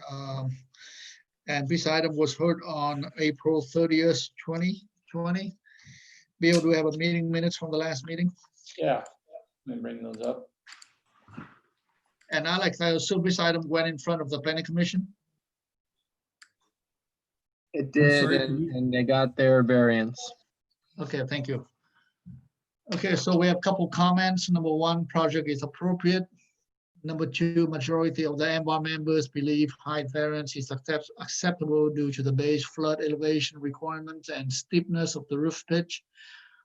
Number 3, one member believes rotating a house creates more visual impact than existing house that sits there now and appear to be driven by a new swimming pool. Majority of MBAR members believe orientation is appropriate. Some members suggest grading to create a pedestal for the house feel unnatural. Consider more gradual grading plan with more terracing or feathering of the grade. Number 5, landscaping will be critical. Conceptual landscape plan is going the right direction. So you like to go to any changes you made from the last presentation? And Tip, just real quick, was there a planner memo or anything provided? There is. Oh, Gotta drag this You over just here. take a, I haven't looked at it, but just take a quick look to see if there was anything in that. okay, let me see here. The project went to the MPC on 6/15 and was approved 5-0 for the height variance and recorded map modification. Okay. Okay, great. So if Oh, you sounds like Willow. Say something? Oh, I was just gonna say I'm also on the call if anyone has questions. That's Willow Brown, the planner. okay, thank you, Willow. So you are here for preliminary approval. So if you can go through the drawings and just go through any changes from the last meeting or address any comments from the previous hearing that we had. Okay, Mr. Chairman, thank you. Good afternoon. I'm taking over. Somehow I lost Dan Epping. And if you can limit your presentation to 5 minutes, that would be appreciated. I've lost Dan Epping by technical difficulty, so I'm filling in. Sheet G1, I think, remains unchanged. G2.2 remains unchanged. C 0.0 remains unchanged. The grading plan, sheet 1.0, shows a couple of items. One is adjacent to the motor court, there's a culvert that's being developed for the drainage that comes along the property line. And it goes through a culvert adjacent to the motor court and then exhausts out the other side. And actually, I think that's the only change on this sheet. I'm seeing, excuse me for a minute, I'm not seeing your civil drawings. Are you talking about your civil drawings? Civil drawings. I don't have those, if that's, I only have the architectural set here in landscape. When I think I said grading plan, but Yeah, we have a civil. And he has submitted us his preliminary package. I think Willow has it. But I think at this point, it's preliminary, and it was essentially this grading plan. Willow, do you have that to show? Well, we have what we have here, Dan. So my question, have you changed anything to the last submittal? Well, there's a number of changes throughout the whole set of plans.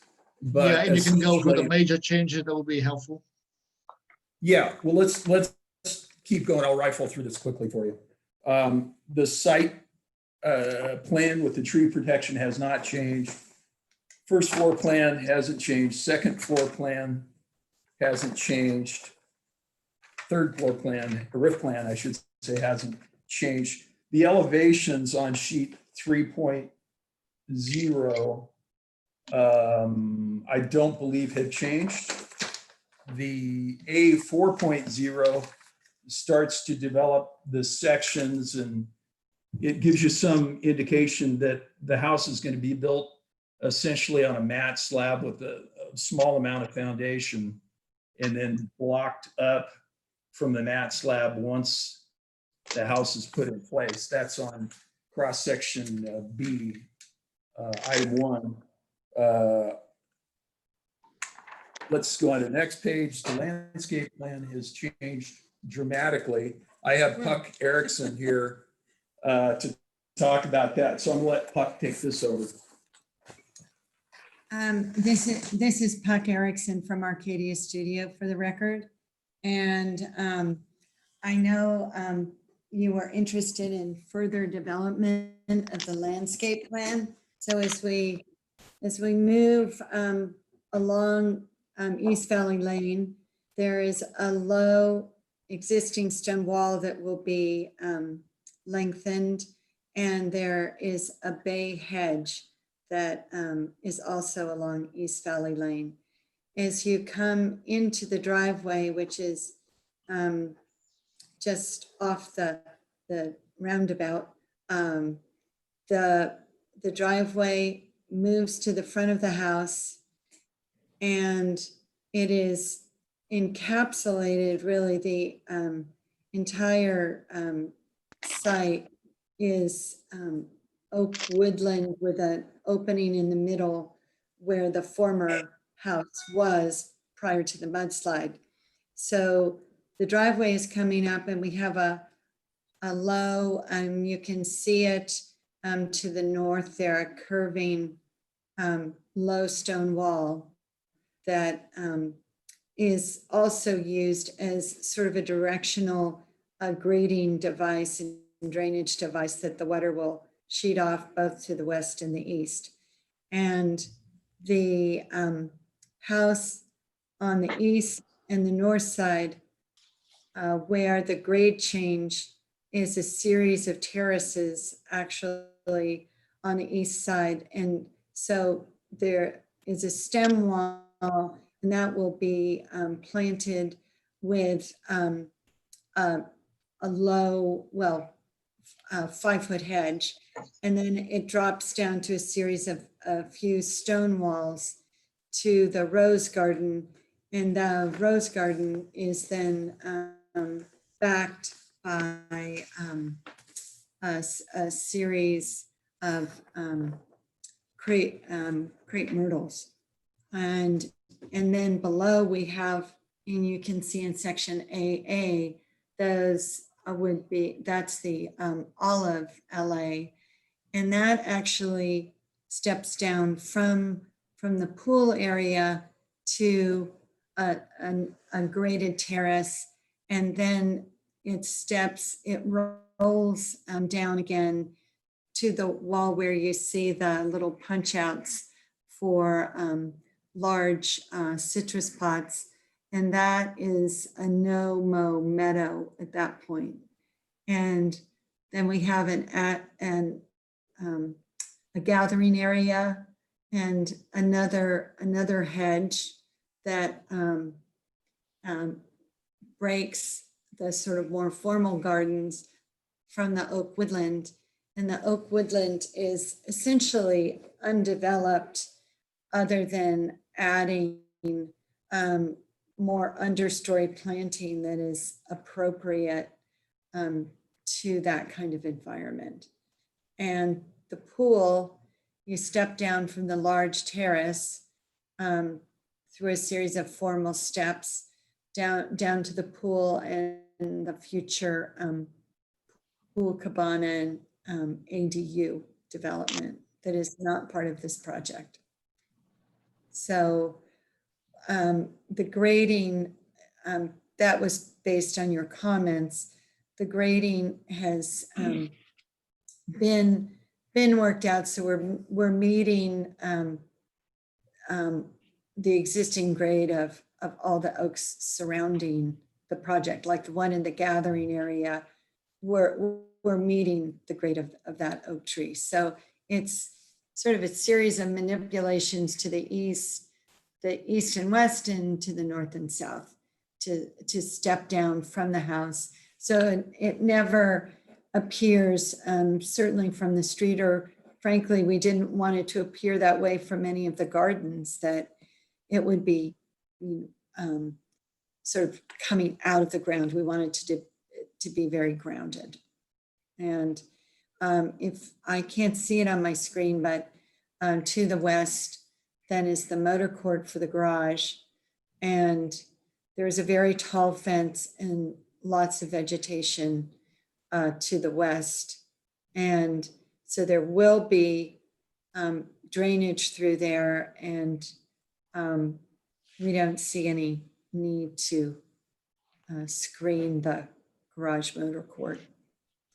It's completely forested.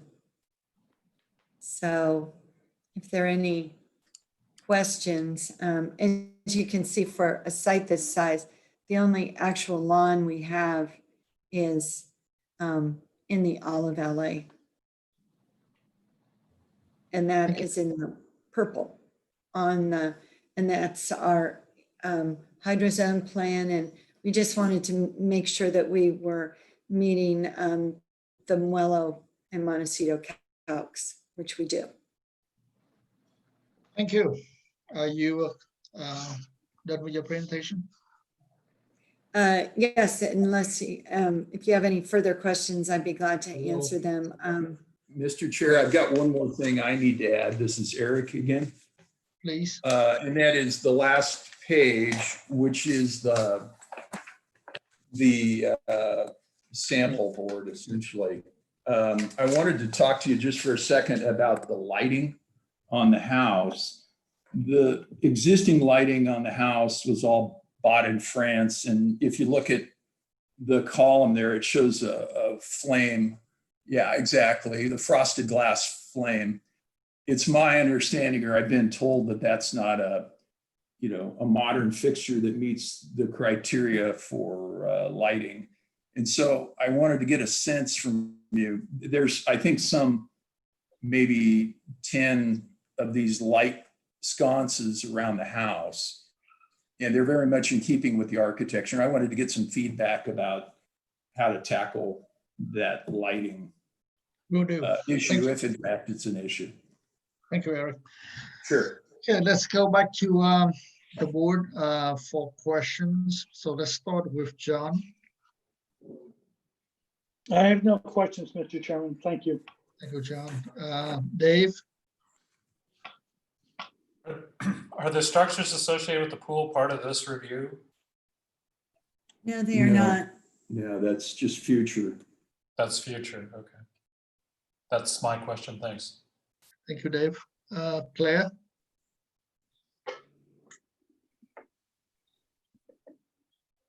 Claire? Claire went offline. So let's move on to Bill. Yeah, no questions, Kip. Thank you. Thank you, Bill. Don? No questions, thank you. And Claire, are you still around? She's unmuted, so she must be stepped away. Okay. I'm sure she will come back if she has questions. So with that, I'm going to open public comment for item number 6, 1711 East Valley Road. Sharon, do we have any letters from anyone, any neighbors? Thank you, Tip. None? No, I don't see any here. No, we do not. Okay, with that, I'm to close public comment back to the board, and this item here is for preliminary approval. And I assume with if we grant them preliminary approval, then final to be going to be to the full board. So let's start with Dave. Yes, I think this is a very successful integration of the relocation of the house with the higher floodplain, and the way the formality of the house relates with the formality of the landscape on the interior. and then transitions back to the more oak woodland around the perimeter. I think that's a very elegant solution. And I think it's a nice project, given the challenging constraints of having to raise it for the floodplain. So I can support the project. Thank you, Dave. Don? I think Dave covered it pretty well. This is an extraordinary solution to a major problem, and the resulting plans are just incredible, I think. Thank you. Thank you, Don. John? I concur. I would like to address these light fixtures on PDF page 13. You know, I don't know where the county would come down on this, but the way night sky compliant really reads is that you're permitted to have a fixture like this as long as there's a roof over it. So if these are inside of a porch or something like that with a roof over it, they do comply. Then the question comes up, if you wanted these out on a wall, can you be clever in providing some kind of custom metalwork or cement plaster detail or something of that nature so that it effectively covers the light from being able to shine up in the sky? Exactly how much that would require, I don't know, but I don't know that it's just a yes or no answer if you start digging into the actual intent of the regulations. So having said that, I think that this is a nice plan. I can support it. And Mr. Chairman, I'm not so sure I know why you believe it needs to come back to the full board, but if that's your opinion, I'm certainly happy to review it here or on consent. Thank you. Okay. And Bill?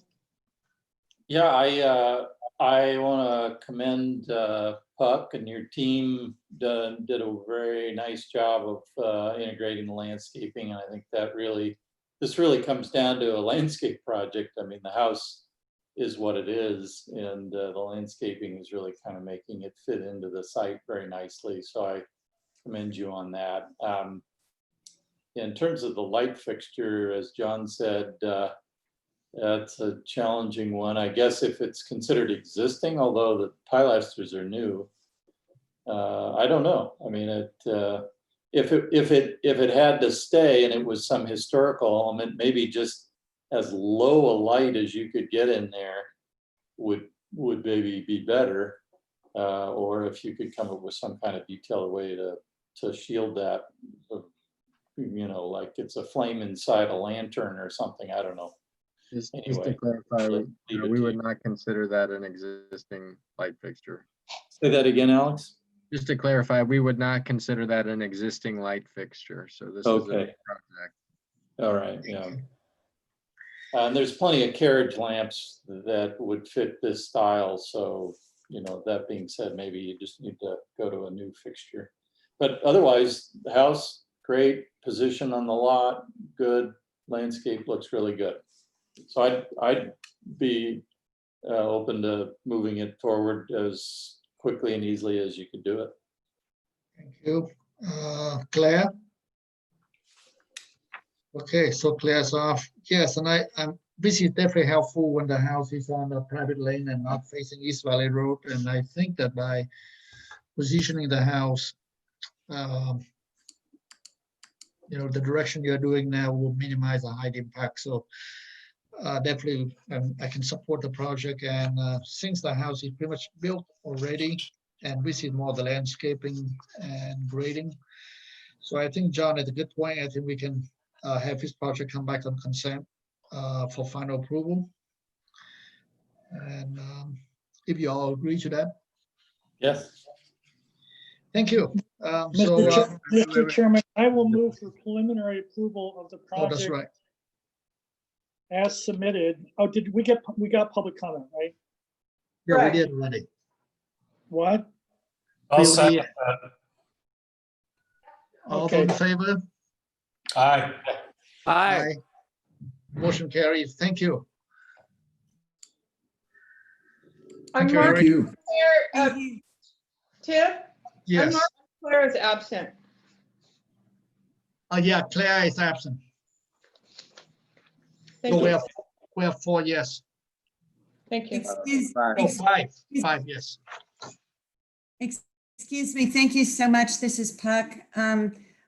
So do we understand that we're coming back on consent? Yes. Yes, you are on for final approval. Okay, thank you for your support. Thank you. Okay, thank you. I appreciate your time and your comments on the lights. So we'll move forward. I appreciate it. Thank you, Eric. Bye-bye. Bye-bye. So let's move on to item number 7, and that's 309 Avila Way. Is the applicant online? Yes, I'm here. And your name for the record, please? My name is Antonio Zcase, so you can call me Tony. Okay, and you are here for preliminary / final approval for an Yes. addition to an existing single-family dwelling of approximately 552 square feet. And the item was here on April 2nd, 20. That's correct. And we only had 3 comments. Number 1, document existing landscaping to remain. Number 2, nice project. Number 3, further develop landscape hardscaping area of the patio and fireplace. So you can show us number 3 and any changes. Yeah, so we've developed the plans a little bit more based on what you requested last time. If you look at the site plan, we can see the new driveway, and our goal was to kind of integrate the driveway into the patio so that we would have kind of a multi-use of that area. Excuse me. There's a couple of photographs at the cover sheet that kind of show the extensive landscaping existing on the property. So we thought the landscaping is kind of taken care of. We also, on page 1, I've shown there's going to be a gate that will go across the driveway, made of ipe wood, something kind of organic that would blend in well with the surroundings. And then there it is. The addition itself is replacing an old, I think we went over this last time, it's replacing an old like sunroom that was built without permits. So we want to take that down and kind of develop that area a little bit better, so it's a little more usable. On the cover sheet, there's a couple of isometric views that kind of give you a good view of what we're trying to do, that lower isometric view of the house with that fireplace right there. That's the work we're proposing. And again, on the lower left, you can kind of see the aerial view of the house and all the natural vegetation that's surrounding it. It's pretty well screened from the street on both sides, from Avila Way and from Sinaloa Road Drive, I'm sorry. And there's a neighborhood view over on the right side of that same photo. If you want to go to the next sheet. So basically we've just kind of developed our drawings to ready to submit to building. The next sheet will be our energy calcs and then standard notes. If we go to sheet 4, you'll see our floor plan and the area of work. So we're gonna replace or demo that sunroom where that shaded area is, and we will have a great room or new family room with lots of glass. And the aim is to bring the exterior in somewhat. And we're going to do that by using those bifold doors or those nano walls, I guess. And that'll throw a lot of light and ventilation in there, and it'll feel very part of the patio. And it's at that north elevation, you kind of see where we're doing that. It'll be broken up, that wall will be broken up with a center fireplace. But other than that, it'll be mostly glazing. On the, let's see, on the east elevation. So that's where that projects out. We're gonna have, essentially it kind of looks the same, but we had a little more glazing on that elevation before. But structurally, I think we need a little bit of wall for the shear walls. So we ended up with 4 panels of glazing. Still keeps it very open to the patio on that side. Above that east elevation, we have, I took a photo of our existing exterior light fixtures, and we want to try to find that.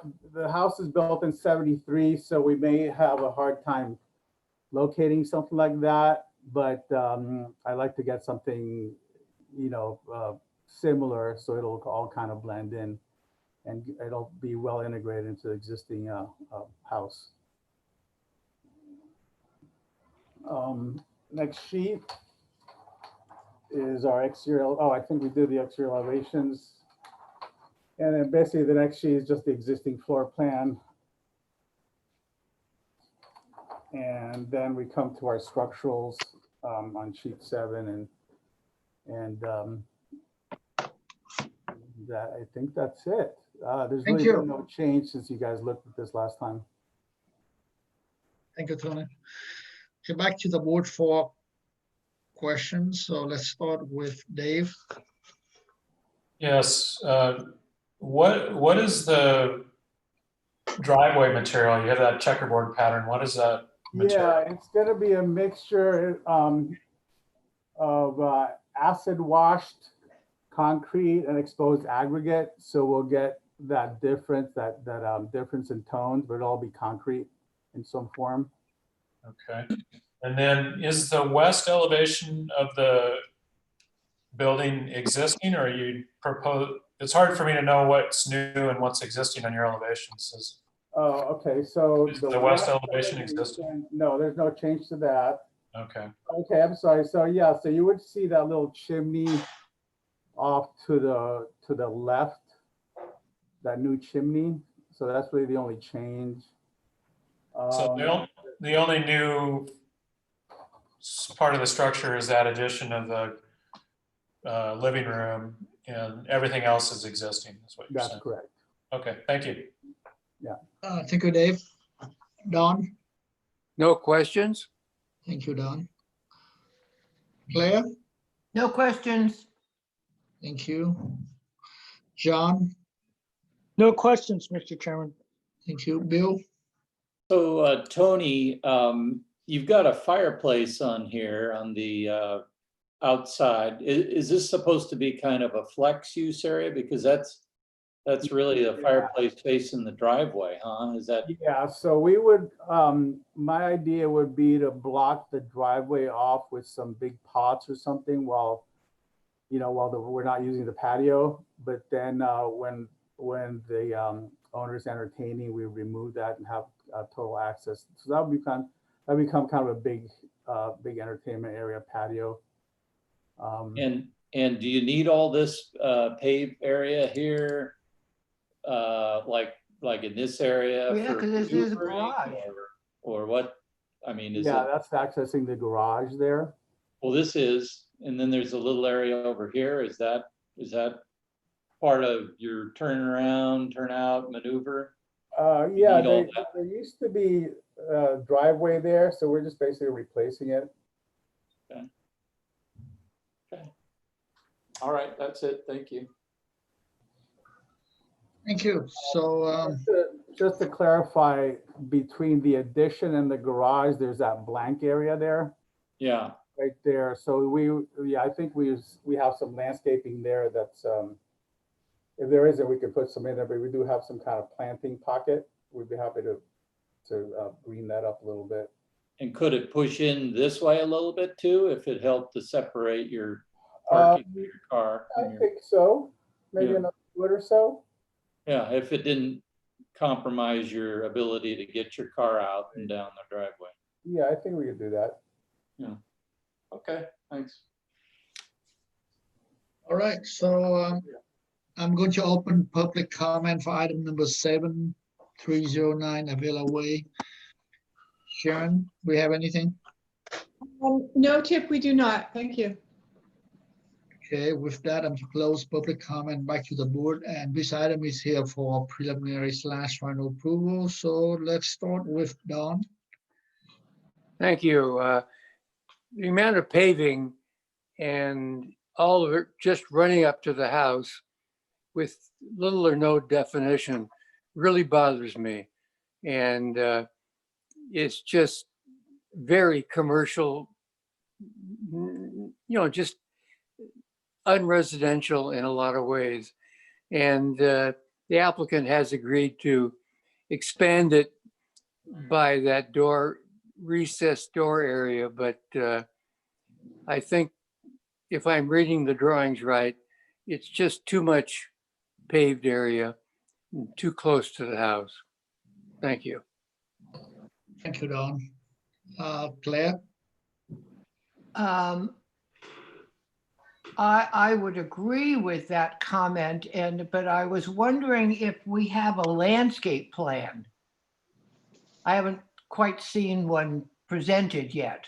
Nothing in the drawing set.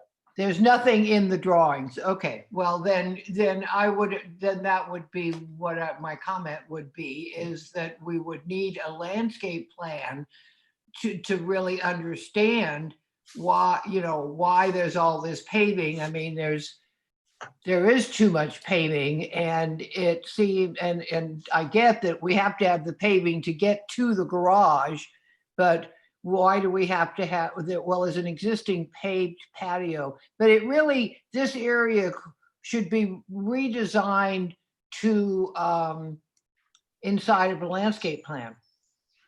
Hi, I'm the homeowner. Can you hear me? Yes. Okay, good. Excuse me. Yes. Let us finish our comments first. Oh, okay. I appreciate it. Thank you. Claire, are you done? Yes, that was, yeah. I was just tacking on to Mr. Sharp because I agree with him that this isn't having all this paving with no planting is kind of bizarre. Yeah. Okay, thank you, Claire. Dave? Yeah, so that's why I originally asked what the paving was, what the symbols were. And I would strongly encourage the applicant to study ways to soften that area and bring some landscaping into it, or possibly consider making the outdoor area to the side of the family room instead of directly onto the driveway. So maybe you could have some landscape separation between the driveway. But I just think there's a whole lot of paving out there without a lot of softness, and that would greatly improve the project. And so again, I'd encourage them to study that. Thank you, Dave. Bill? Yes, I agree. That kind of where I was heading toward is, it's always hard when you have hardscape up to hardscape. Certainly makes sense where you have patios, but maybe there's areas where some of it could be extracted out a little bit and try to green it up a bit. It's tough because I can see you're trying to blend a driveway garage access in with the patio, and maybe, as Dave has said, maybe you move it to the side and widen it and grab a little of this for paving. Maybe the doors out this side of the garage or the family room aren't doors. Maybe it's just a window. So there may be just some ways to kind of soften that and get a little more planting out there, I think. The rest of it looks fine. Thank you, Bill. John? Yeah, I don't want to say anything more about the landscaping, but this is on for both preliminary and final. And on PDF page 5, there's a note that says all colors, details, finishes, etc., to match existing. If I understand it correctly, this building was built long enough ago that with the new code requirements that are in many different areas, fire, energy, etc., I don't know that you can match the existing details. I think that you can get close to them. And I think that it requires a guiding hand, like a designer, to do it rather than a contractor. And I would love to see actual drawings of the details that we normally ask for that demonstrate how you're going to get this building to look about what it looks like today and recognizing the new code. So I'll leave the board comments. I thought they were well taken, but I wanted to add that one. Thank you, Mr. Chairman. Thank you. Before we make a motion, would the applicant would like to address some of the comments? Yes, thank you. I'm Dee Dee Singhas, the homeowner. What the new concrete exposed aggregate is covering is the old asphalt driveway. It's pre-existing. We're only pulling up the asphalt and replacing it with concrete and exposed aggregate. First of all. Secondly, the whole area on that hedge, that's a 12-foot, 15-foot, I don't know, 12 feet high hedge between my property facing out to Montecito Mountain. It is it's a massive hedge. So I've got the redwood also, which is, it's massive. I mean, it's got to be 50 feet high and planted in 1978. So what you're looking at on the plan may look like commercial, but if you came to the site, you would see it is massive. I think I have one of the biggest oak trees in Montecito. It must have 100-foot drip line around it. It is so, there is so much greenery here. Additionally, the way Tony Zekas designed this is so. Bill, stay on this aerial. Sorry, okay. That's okay. The way, yeah, I mean, it is massive. Respectfully, it is very, very green and we haven't removed it. What I'm trying to do is replace this old sky room that was probably put in, we think in 72 or 75 when you didn't need a permit. And it's single pane glass.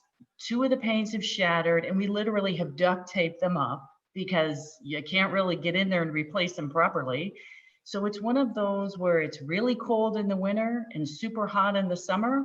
And we said, you know what, let's just put on the roof and put in sliders so we can get that peak of the Montecito Mountain. And that's why what looks to you like existing, I mean, I'm covering an existing patio, right? The patio that's been there since the beginning. So it looks like 500 new square feet. And in fact, it's like, I'm taking over the patio and just pushing out some sliders, but there really, really is a lot of green, ladies and gentlemen. It's Thank not, you. yeah. Can you, okay, we appreciate your additional comments for. Oh, good. Yeah, that's a good view right there. Thank you. So let's go back to the board. So I think that this item is here for preliminary / final. So if you think that we can grant either both or one, so what one of you would like to make a motion? Before you guys make a motion, can I just add one more thing, which is that light fixture that was shown on the plans? Yeah. I would question whether that would meet our requirements. Thank you, Alex. John, would you like to try to craft a motion if you feel comfortable? Well, yes, after I make one quick comment. Bill, can you swivel it a little bit? Oh, sorry. Go back. Okay. Yeah. Yeah, just, and so swivel it counterclockwise. I think you're extending the amount of paving there to the right, correct? So it's not just keeping what you already have. So I don't, number one, I know it's not ready for final. If somebody wants to move for final, I'm going to vote against it because I don't think the details are here. So, and I'm not completely convinced that I'm ready for preliminary approval either. So maybe someone else can try it. Thank you for giving me the opportunity though, Mr. Chairman. Thank you, Dave. Would you like to, should we continue this item for? Well, I think yeah, Can I respond to something? No, let's, Dave, can you? I think given that that area is not visible from the street or from the neighbors and there's significant screening, and the driveway has to be there, I guess I could propose a preliminary approval with the applicant to study ways to reduce the amount of paving or to soften it. And I could craft a motion like that if anyone else is open to that. And to come Otherwise- back with the landscape plan? Yes, come back with a landscape plan for that area. And details. And yeah, I'm sorry, John, the details for the And an for approval. the structure and the light night fixture. sky compliant light fixtures. Yeah. We can do that. Yeah, so why don't you try to craft a motion and see, we'll have a vote for Okay. it. So the preliminary approval to come back to the board, full board on final, with the applicant to study ways to provide a landscape plan and study ways to soften and reduce the area of landscape of pavement, and to provide light fixtures that are compliant with the standards, the requirements. And I'll second that motion. details to demonstrate that they can match the residents with given the requirements for new construction. I'll second that motion. Got it. Any further discussion? Nope. All right, all those in favor? Aye. Oppose? Motion carry, and this item, once you return to the full board for final approval. Thank you. Thanks for your time. Thanks. So we are moving on to item number 8, 1636 Moore Road. Is the applicant online? Yes, And your name for the record? Andrew Petrovsky with Wade Weissman Architecture. Thank you. And it was here on February 6, 20, and I believe that there were some comments, if we can find it. Bill, yeah, do you see any comments? Yeah, let me get those here.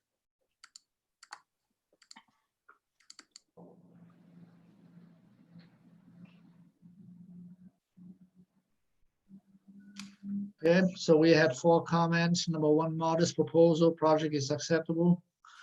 Number 2, look to eliminate existing metal cap and other art detailing.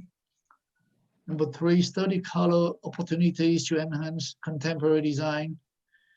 And number 4, need to verify if structure has any historical significance. So would you like to address those comments? And I think you are here for further conceptual. No, you are here for preliminary / final approval. I'm sorry. Yes, that's correct. Yeah, so I will address those 4 points as I do the presentation. Good afternoon, board members. We're happy to be back here. This home, just to refresh your memory, 1636 Moore, it was built in 1974 at the request of the board and of our planner. We were asked to look into the historical significance of the home. The home, after a study from post-Hazeltine, was found to lack architectural significance, needed to be considered a resource at either the local, state, or national level. The architect was Robert Garland Jr., who was a local architect, but did not have a significant career per their findings. Somebody had thought that it was a Warner Gray home at the last review. Oops, pardon me. Somebody had mentioned that it looked like a Warner Gray home, but after studying the history of the home, it was found to be Robert Garland Jr. And the original home, even if it were to have a stylistic contribution, the architectural character of the original home was found to be compromised by a series of additions in almost all cardinal directions. For the purposes of just addressing any changes or refinements that have happened since the last presentation,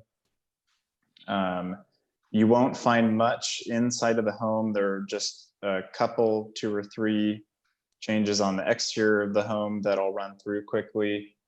The first being that the roof is now being proposed to be replaced across the home.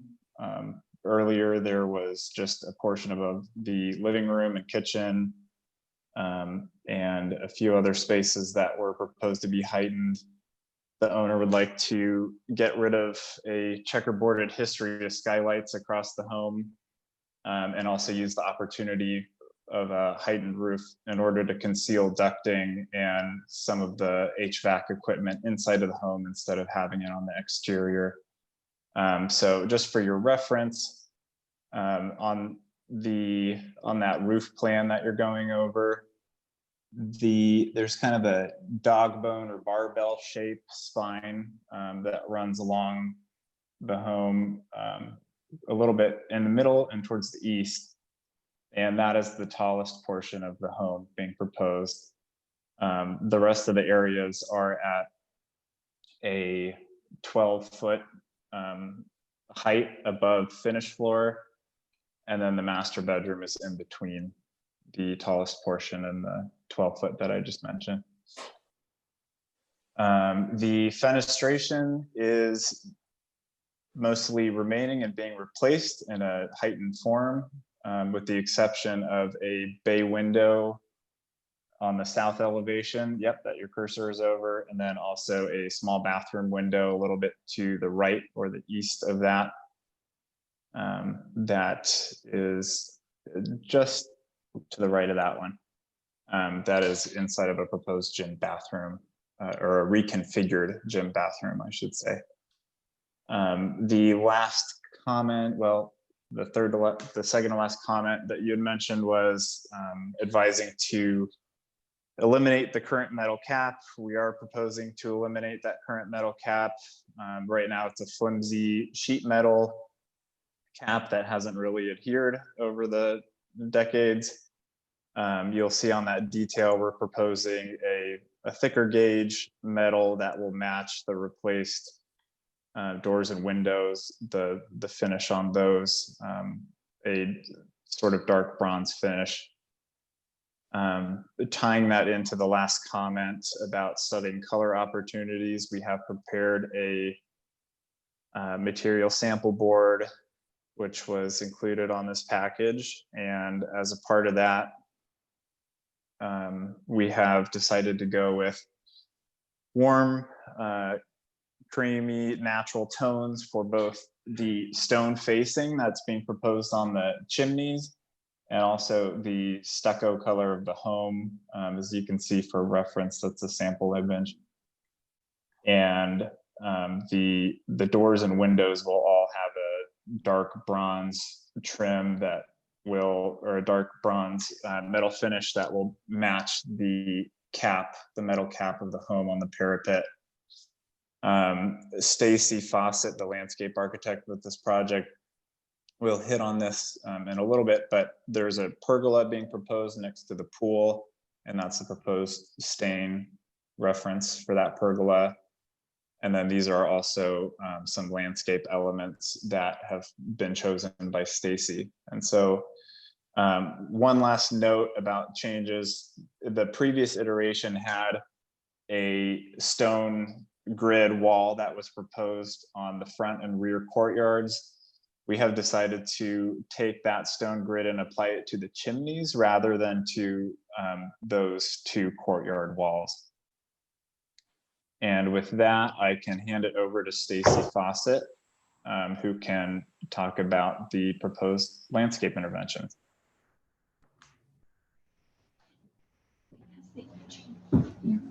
What's that?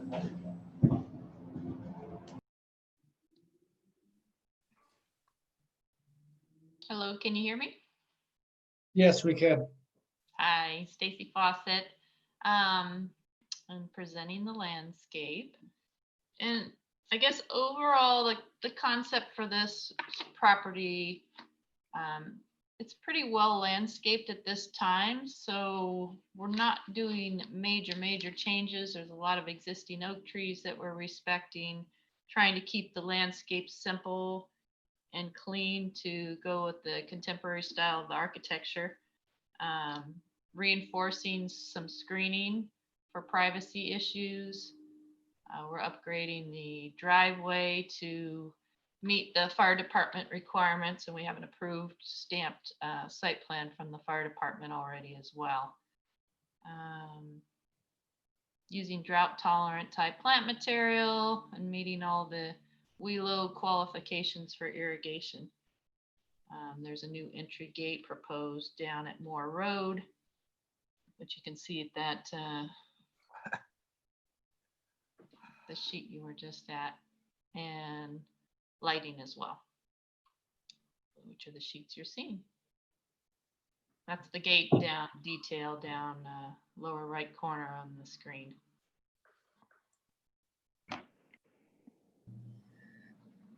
Thank you. Are you done with your presentation? Well, just depends on how much you want me to present. Well, we Everybody's can had a ask chance to questions. review.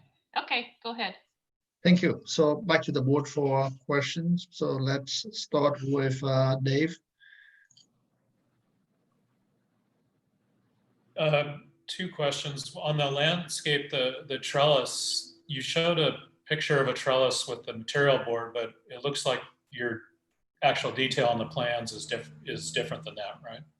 Yes, the detail relates to what is proposed for the site, and the picture is more for color of the stain. Okay, good. And then regarding the house, I was wondering if you wanted to retain that roof cap detail, or if you had considered just not having it, just having the walls be plaster up to the parapet. It was considered. Ultimately, we decided to incorporate some sort of cap in order to have a demising architectural element that did have the same finish of the doors and windows, and therefore tie various elements together. And it's also slightly different. As you'll see, there's a little reveal there. So it's not just that metal cap that's, getting painted over and mushed into the stucco over the years. It's really definitive as the subtle demising line that crosses the majority of the house. Okay, and the last question, the color of the house is it all one color? Yes, with the exception of the stone cladding over the chimneys. Okay, thanks. Mm-hmm. Thank you, Dave. John? Thank you, Mr. Chairman. PDF page 12, please. I want to talk about that detail. Are you suggesting that metal cap is going to be painted a different color than the wall? It would either be a paint or a powder coat to match the door and window finish. So we're going to have a warm wall and then a fairly dark, what is that height? 3.5 inch high band running around the building.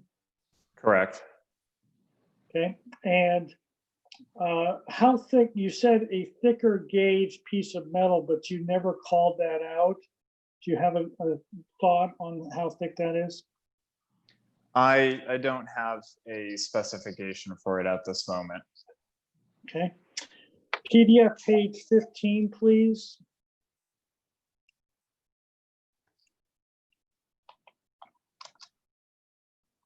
I notice that in these windows and doors, a number of 15. Oh, yes, thank you. That a number, and if, yeah, that's probably good. A number of these are recessed back in, but some of them, for instance, glass door head detail is right flush with the exterior of the wall. Had you thought about maintaining a thicker look throughout the building, or are we going to have various thicknesses in and out as we go around the building? You're referring to detail 6?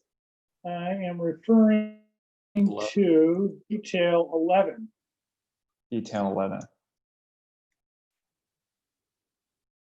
And 6. Well, 6 is an interior, well, maybe 6. No, Yes. it's exterior And so- plaster, yeah. Yeah, we're a little bit constrained as to fully achieving a plaster return on that, similar to say detail 12, just because of the existing wall thickness. But the idea is that we would try to coordinate the same thickness of window revealed on the outside throughout the home as much as possible. That pocket slider door only happens at the master bathroom. And the other details shown are just happening in 1 or 2 instances. Which other details that are shown? What's the predominant detail for the house? The predominant detail of the house for the glass doors would be detail number 11. So it's a very tight exterior where the new relatively smooth cement plaster comes down and immediately hits an inline metal surface. Is that correct? Yes. Okay, very good. And then on PDF page 12 and probably, excuse me, 42, my mistake, and probably 43 also.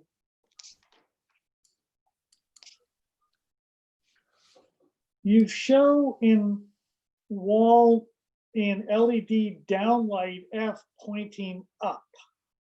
It's just the cut sheet, the way the cut sheet comes. We use a fixture, but it's mounted in the tree pointing downward.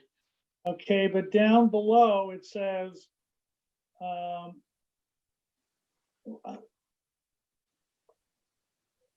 are there alternate fixtures that would prohibit people from being able to turn them up that you could provide? Well, I don't know that there's any fixtures that you could prohibit somebody from putting in an upward direction if they really wanted to. But Yeah, these but- are installed with, they're noted on the legend and on the plans as a downlight. Very good. That's all I have, Mr. Chairman. Okay. Thank you, John. Claire? Well, I have some questions about the lighting, and we kind of went by the lighting plan very quickly. Can we go back to the actual lighting plan so we can see where all these Down at, lights are? This is the lighting plan? yes. Okay. For the back. Now, what's the, okay, so that's that. Directional, so those are the path lights. Yeah, these are Path, path yeah, lights. the little diamonds. Okay. Then where are these up lights then? Or what you're saying are down lights? They have the circle with the arrow. Yes, correct. Those are down lights. And you can see the canopy of the existing tree. There's a lot of oak trees, you know, in and around. So we're trying to, wherever there's an oak canopy, we're lighting with down lights. And there's a lot of elevation change. So you see those path lights kind of concentrated around the steps in the pool because there is a lot of elevation change in those areas. But And anywhere then where we have a chance to downlight from the trees for a pathway, then we eliminated the path lights. So you can see in those areas, the downlight is for, you know, getting in and out on the driveway, parking, that type of thing. And how tall up in these trees are these down lights? Well, most of these trees are mature oak trees, so they're a minimum of 13 to, you know, fire department requirements. So they're probably 13 to 15 feet up along the driveway or more, maybe 20 feet.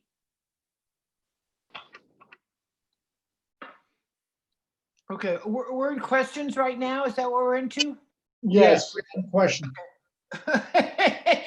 I'll reserve that. Those were my questions. I wanted to understand the lighting plan, and I wanted to understand where and how tall these down pointing lights are.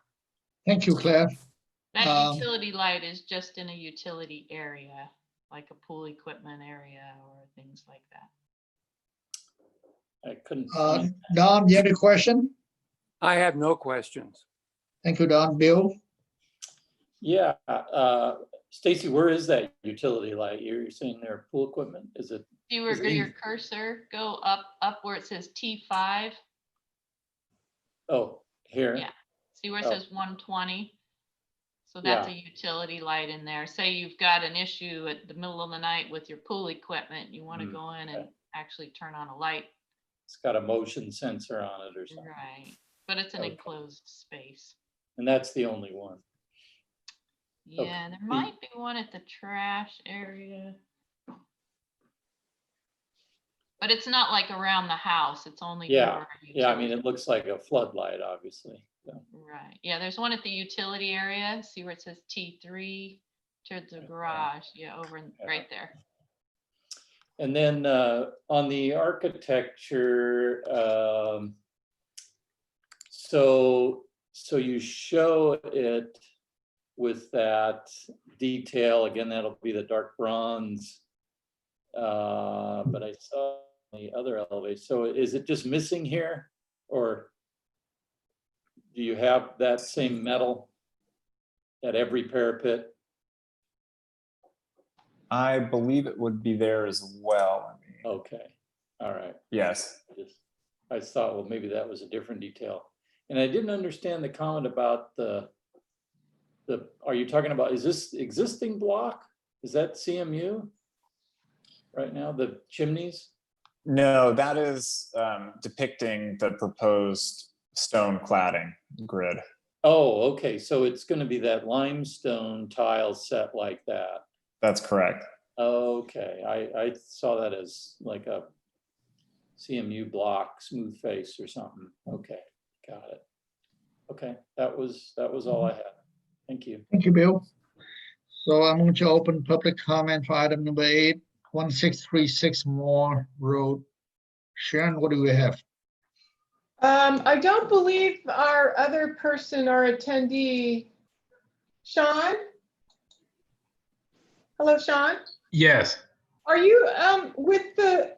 Yes, I'm with Wade Weissman Architecture. I am just observing and providing support, and I have no additional comments. Okay, thank you. Tip, no, we don't have any comments. Okay, great, thank you. So to close public comment, back to the board.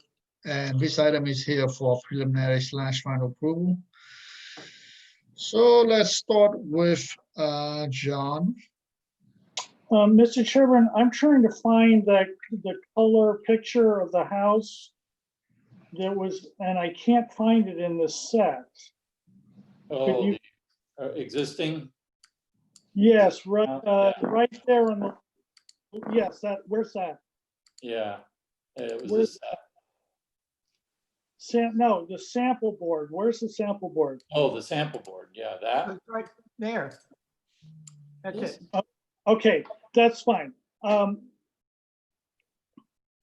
find it ironic that the sample photograph you have has both very deep recessed windows and no cap detail. And I think that's a lovely photograph. And I guess my comment is I'm not as convinced about what you're doing. I think it's much better. Stop. I think it's much better than what you have shown there with the flimsy normal sheet metal cap, but it's not anywhere near, in my opinion, as elegant as the sample board photograph. And I think that that's going to be a predominant element in the architecture, both how much it's the glazing is recessed and that cap detail. And I would love to know whether or not there's any possibility of getting closer to your sample board photograph than what's actually being proposed here today. And I know that that's a question, but. Well, we're in comments now.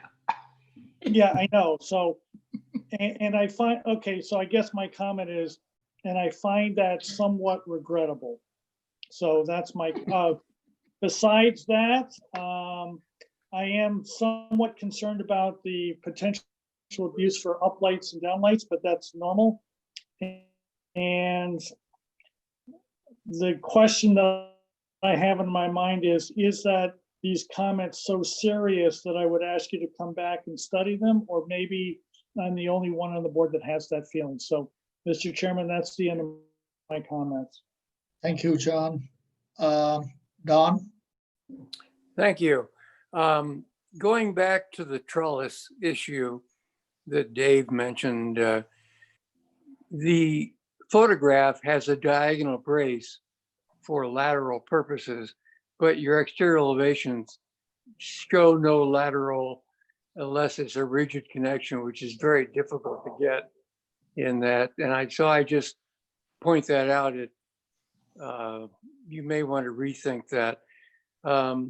Also, the parapet detail, and as proposed, ends up with a horizontal surface that will collect dust and dirt and stuff, and then it's going to rain, and that is all going to come down and stain the plaster.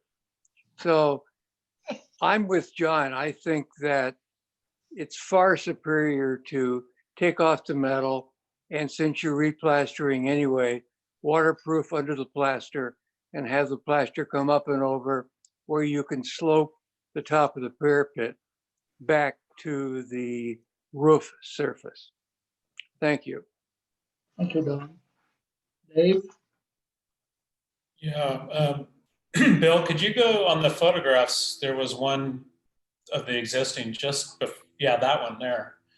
I'm going to start by saying I was disappointed when you decided to stay with the metal on the cap for all the reasons that have been mentioned. But when I look at this photo, if you are going to do the cap, I like the recess and I like the heavier gauge metal. And because the existing walls aren't as thick, having the fenestration flush, I'm kind of coming around where I think that detail could work for this house. I'd much rather see what John was suggesting, which is no cap and recessing. But I guess what I'm saying is, as long as that cap is the color of the door and window fenestration and isn't painted to match the wall, and it all ties in, I can support what you're doing, even though it's not my personal preference. I think it's a valid approach to the design, and that and the trellis, which was already clarified, were my two concerns. Overall, I think it's a nice upgrade to the house and especially the landscape. Thanks. Thank you, Dave. Claire? Well, I'm not going to comment on the house. I'm going back to the landscape plan and the use of downlighting. Okay, so I think that the downlighting in the oak trees, in my experience, yes, it because it's a downlight, but I think those should be restudied, especially because they're out, away from the house and the way. And so if there's, what I would be suggesting is that if you want to have those downlighting fixtures, that they be no higher than 12 feet off the ground. Because what happens in Montecito is people put them way up in oak trees and then they light the neighbors' properties. And that's kind of why we're trying to avoid that. So especially those downlightings that are in those big oaks that are away from the house, either get rid of them or What if they had I a would narrow? say creating saying that they be no higher than 12 feet. above grade. Can I comment? Thank you, Claire. Bill? Yes. I am going to comment on the landscape lighting. I kind of agree with Claire because of certainly the spread of light from the downlight. So maybe there'd be a condition we could add for that. The detail at the cap flashing, you know, I'm okay with the better material and the crisper line and the weep, or in the well, the weep's nailer there, the screed, that is, the reveal. But I'm not so sure that I'm on board with the color, it being so dark. Not sure. It sort of feels like, if it protruded out another 6 or 8 inches and it was like 8 inches wide, it'd look like a fascia or something. And I'm not sure that the color is the part that I'm on board with. I mean, I could probably support the shape because it's clean and crisp and it's kind of like another little detail, and I'd probably be okay with that. I think if I had my druthers, I'd prefer it to just be plaster, as everyone's kind of voted for. But I could be on board with that if it wasn't a dark color. The rest of it, I think I'm fine with the architecture. I think in general looks good, and generally the landscaping looks good, except for the lighting comment. That's all. Thank you, Bill. And yes, I definitely do have an issue with the new cap. I think that you can really redo the roof and get rid of the flashing completely. It has been done many times. And I think that probably costs a little less money instead of putting a new cap and putting a drip line into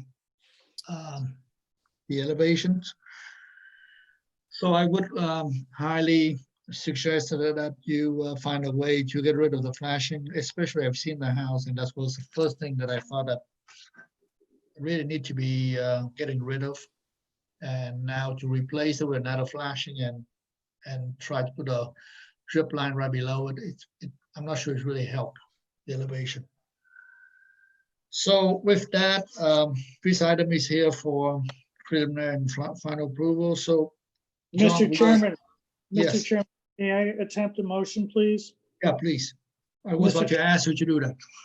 Okay, thank you. Mr. Chairman, I'd like to move for preliminary approval with the applicant to study the parapet detail and the landscape lighting and return on consent for final. Do we have a second on that? I'll second that. Is that Dave? Well, yeah, I did it. I think somebody else did too. Okay, so Dave second the motion, and all those in favor? Aye. Aye. Opposed? Motion carry. Thank you. And this item will come back on for final on consent. Yes. Thank you. Thank you for your comments, everyone. So we are moving on to item number 9, 860 San Isidro Road. Is the applicant online? Yes, this is Bob Irvine. Can you hear me? Yes, going to hear you loud and clear. So this item was, well, maybe too loud. Yeah. Well, we had somebody else. We've muted another computer. Is this volume better? Yes, it's fine. Okay. And this So, item yeah. is here for final approval. Correct. And So it was heard on June 25th, 2020. So, and we have several comments. Number 1, appreciate stormwater management improvements. Number 2, nice project. Number 3, eliminate small windows in gym. So I assume you have all the drawings, all the details, and if you make any changes to the preliminary approval, and if you don't, then you can quickly go through all the details and okay. take a look at. So again, I'm Bob Irvine with Studio William Hefner. Joining me for our presentation is Donna Grossman and landscape architect Darren Andre. So there are no changes to the preliminary design review approval that you awarded us 4 or 5 weeks ago.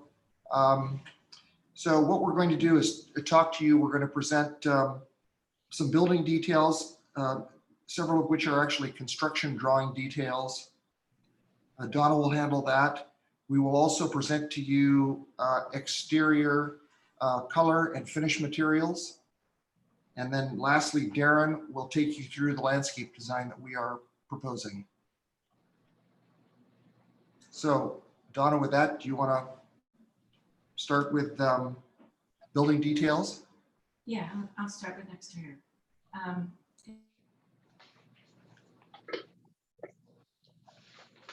Hi.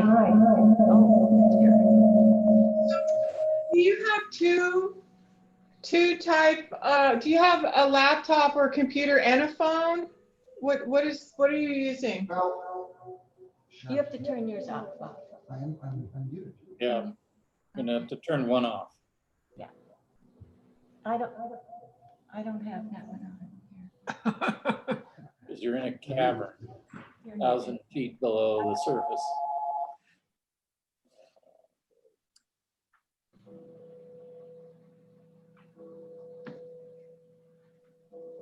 Is this better now? It is. Can you hear me? Yes, we can hear you. Okay, I'll come over there. All right. Donna, turn yours down. Okay. There we go. Now come over here. Yeah, I have this in up here. Here. You there? Thank you. Are you on? Yep. Okay. Good afternoon. I'm Donna Grossman with Studio William Hefner. Can you hear me? Yes, we can. Okay, great. So I will just review exterior materials with you, and those materials are on sheet G1.0.4. Nothing has changed since the last submittal. That the buildings are clad either in a exterior vertical grain red cedar siding with a gray transparent stain, or they will have a exterior Santa Barbara sandstone on them. The roof materials will be the standing seam metal, the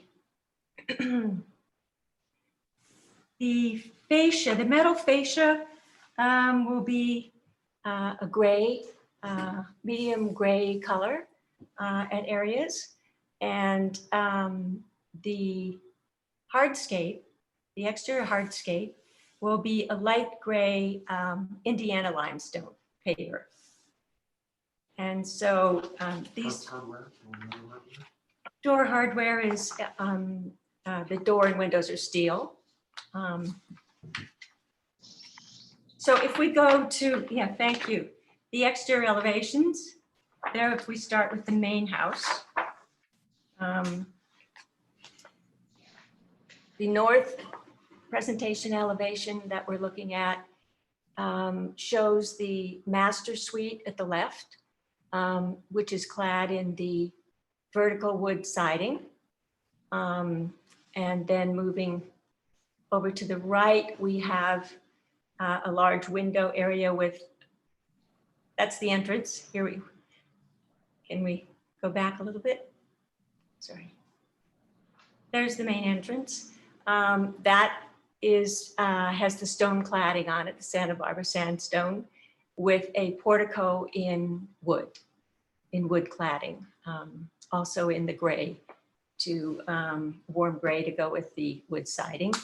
The area next to that is a view through the great room from the hallway, and that's a a bar area that we're looking through.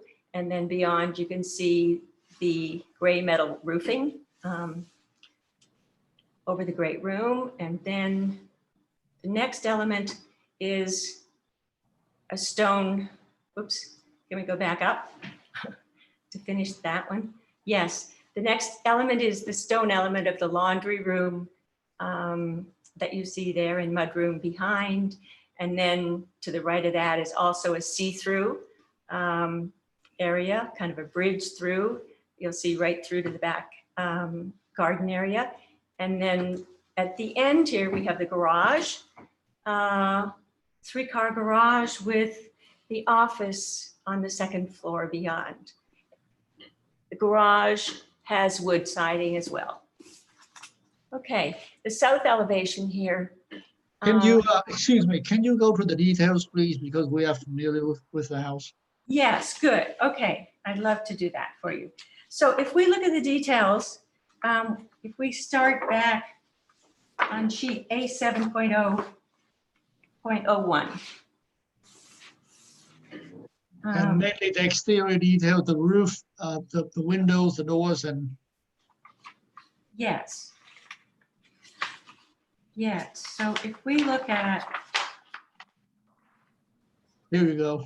I think they speak for themselves to a large degree. Yeah, can't we just look at them and move on? Yeah. Yeah, just look at them and let us take a look at them.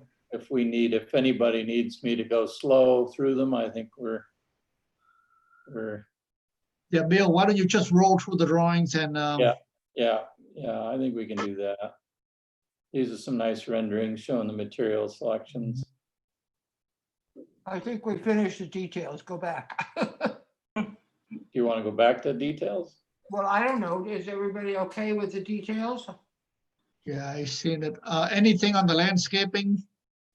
Yes, we have a separate presentation on the landscaping and Darren's going to make that presentation. Yeah, can you start the landscaping?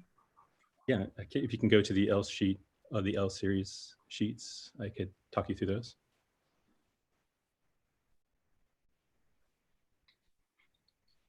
Okay, so this is our layout materials plan. So this has remained unchanged since the last time you saw it.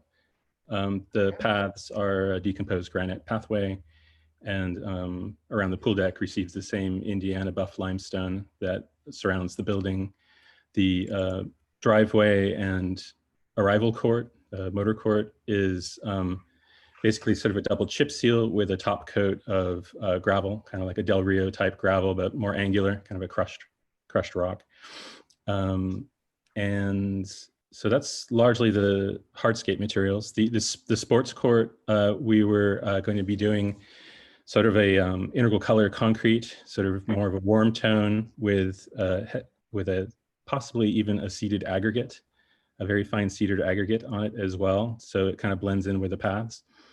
And so that's largely the layout materials plan. You could probably move ahead to some of the site details. I don't know if these are. No, we must see the planting plan. Where's the planting plan? Right. Okay, let's go then to the 2.0 series, 2.0 for the most, for the overall shot. Is that not on here? Okay. Yes, it's that one right there. So that shows the entire landscape plan. This is fairly similar to what we showed you before, but some of the plant choices have been sort of ironed out in more detail. The area along the creek, if you sort of look at the right-hand side of the property on this photo, the east side, this is largely composed of California natives that are suitable to be used under oak trees. Things like Garrya elliptica, ceanothus.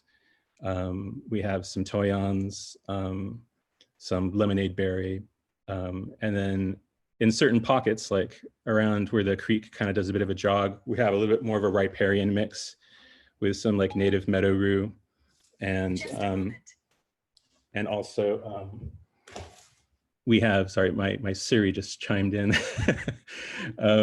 We have meadow rue and some coastal wood fern and a bit more moisture-loving natives. But can we see the lighting plan? Sure, yeah. We tried to keep it fairly minimal. recognizing that Montecito has the dark skies ordinance. And so if you go to sheet, it should be 4.4.0. So those are all downlights, path lights that point down. The fixture can be seen on the right-hand side of the page, although it's kind of a line drawing. And then we do have, like the previous presenter, we do have a handful of downlights from 2 of the oaks in our property. The green ones are basically the green ones to the right that you just pointed to.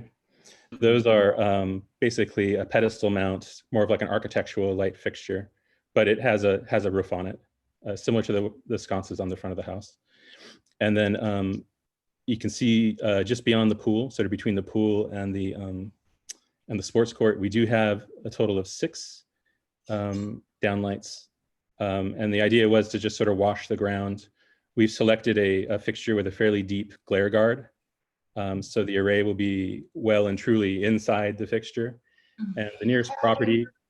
Do you have in your presentation the fixtures? On the right-hand side, we have the path light.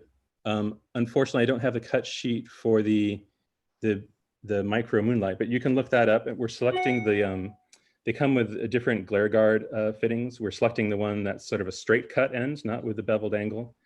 And it's adjustable, so we can slide it further away from the array to get more, to conceal the array more thoroughly. So we believe, because of this is a large property, 3-acre property, and that this nearest light fixture is probably, I'm guessing just by my memory of the site, at least 50, 60 feet away from the property line. And then that house is another, many feet away. We feel like this is central enough to where we don't believe it's going to. No, I see, and that's the thing, is I don't have a problem with these lightings in these cluster of oaks. That makes sense to me. When I start getting grumpy about downlighting in oak trees along property lines, like the past presenter, that's when I start getting kind of, as the rest of the board knows, I get very bitchy about downlights. And I don't have a problem with these. So that's it. That's my comment right now. Great. Okay. And other than that, I think the landscape looks fine to me. Great. Okay. So, and any more on landscaping? No, I don't have anything else. Okay. So why don't we roll into questions from board members? John? I have no questions, Mr. Chairman. Thank you. Thank you, John. Dave? No questions, Tip. Thank you. Thank you, Dave. Don? No questions, thank you. Thanks. And Bill? Just a quick question. This sports pavilion, that's out of the setback, isn't it? Looks like it's right on the line there. Donna could probably talk us through that. The setback there is 10 feet using the variable setback. Is that what that line is there? Is that 10 feet? That's 10 feet, yes. Okay. Okay. Yeah, that was it. Thank you. Thank you, Bill. And Claire, you have any more comments? No. All right. So we are going to open public comment for item number 9, 860 San Isidro Road. Sharon, we have any letters? Oh, we do not. Thank you, Tip. Anyone in the audience? Nope. Nope. Okay, so we are going to close public comment back to the board, and this item is here for final approval. So who would like to craft a motion? Mr. Chairman, before we craft a motion, people may disagree with me on this, and so, but I, as most people know, I'm the one that looks at final drawings a lot on consent, as well as at the full board.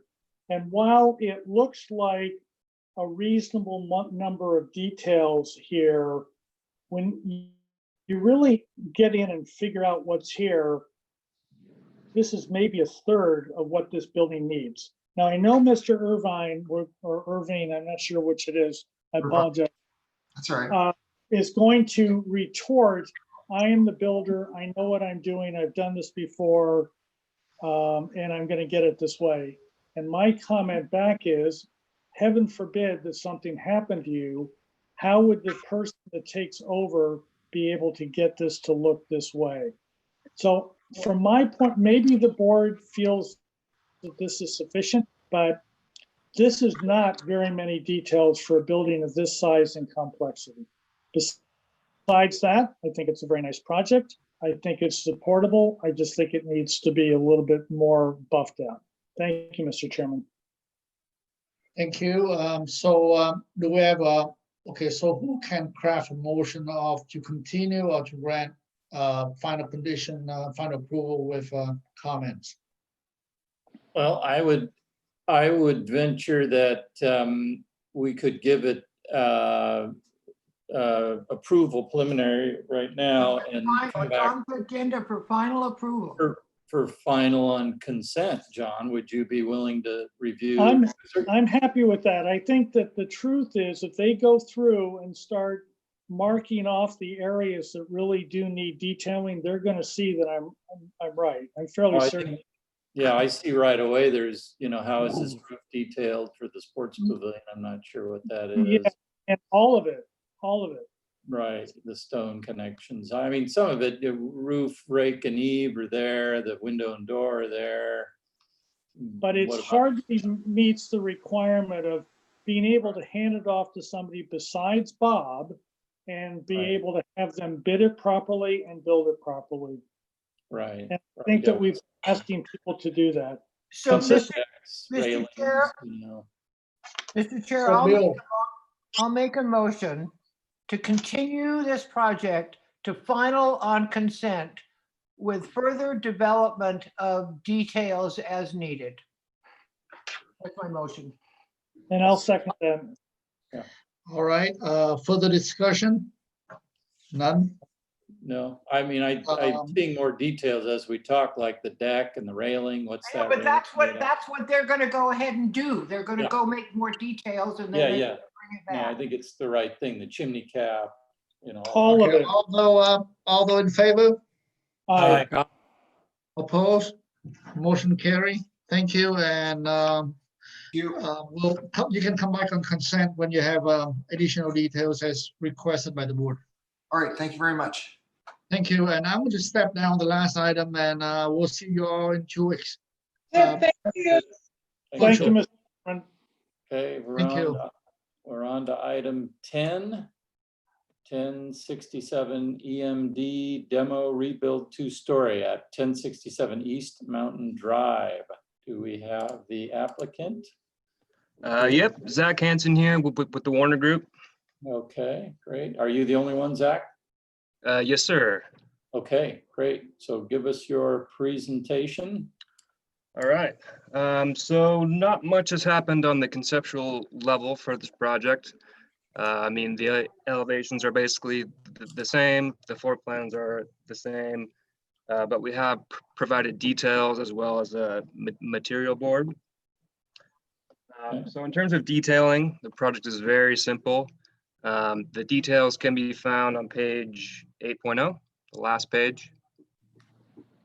And the material board is a separate document that I sent in. You could pull that up.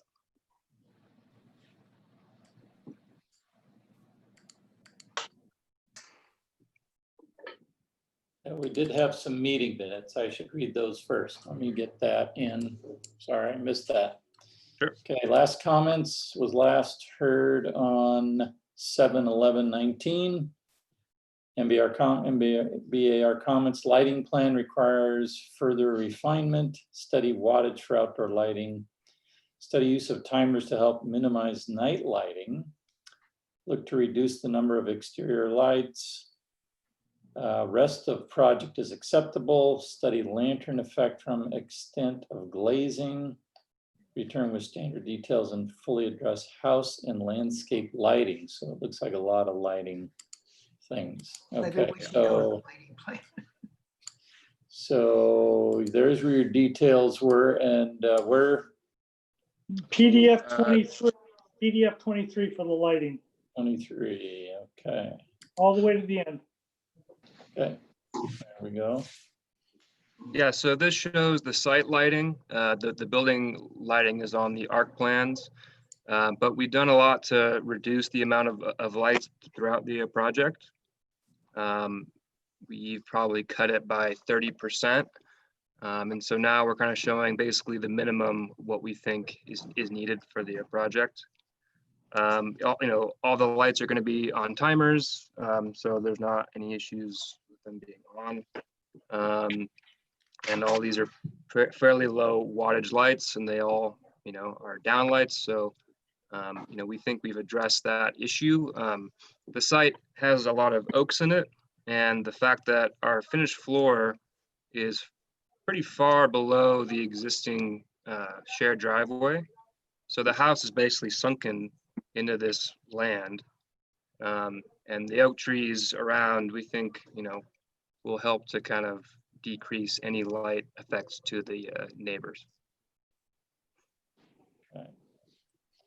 So in terms of the detailing, do you have the material board, Bill? Yeah, let's set a separate submittal piece. Yeah. I emailed it to you a little late. Sorry about that. Okay, well, I may not have it. I have a light fixture piece. Sharon, did you get a? No, that's all I got. Okay, is it in? I sent it to Sharon and Bill. Is there a way to pull it up? You sent it to me recently, just today? Yeah, like maybe 2 hours back. Oh, okay, sorry, I'm not at my desk, Zach. Oh, here we go. Yep, there it is. All right. Okay, go ahead. Tell us what you got. Okay, so in terms of material, the project is very simple. So for our exterior walls, we want to do a porcelain tile that resembles a probably like a cedar wood plank. And that would be wide, probably about 8 inches, and would run vertically for most of the house. And we chose the porcelain tile just to, reduce maintenance, and, it's kind of a high fire area. So doing wood, we thought wasn't the best choice. We have basically everything else on the project in terms of the window frames, the railings, all the exposed steel.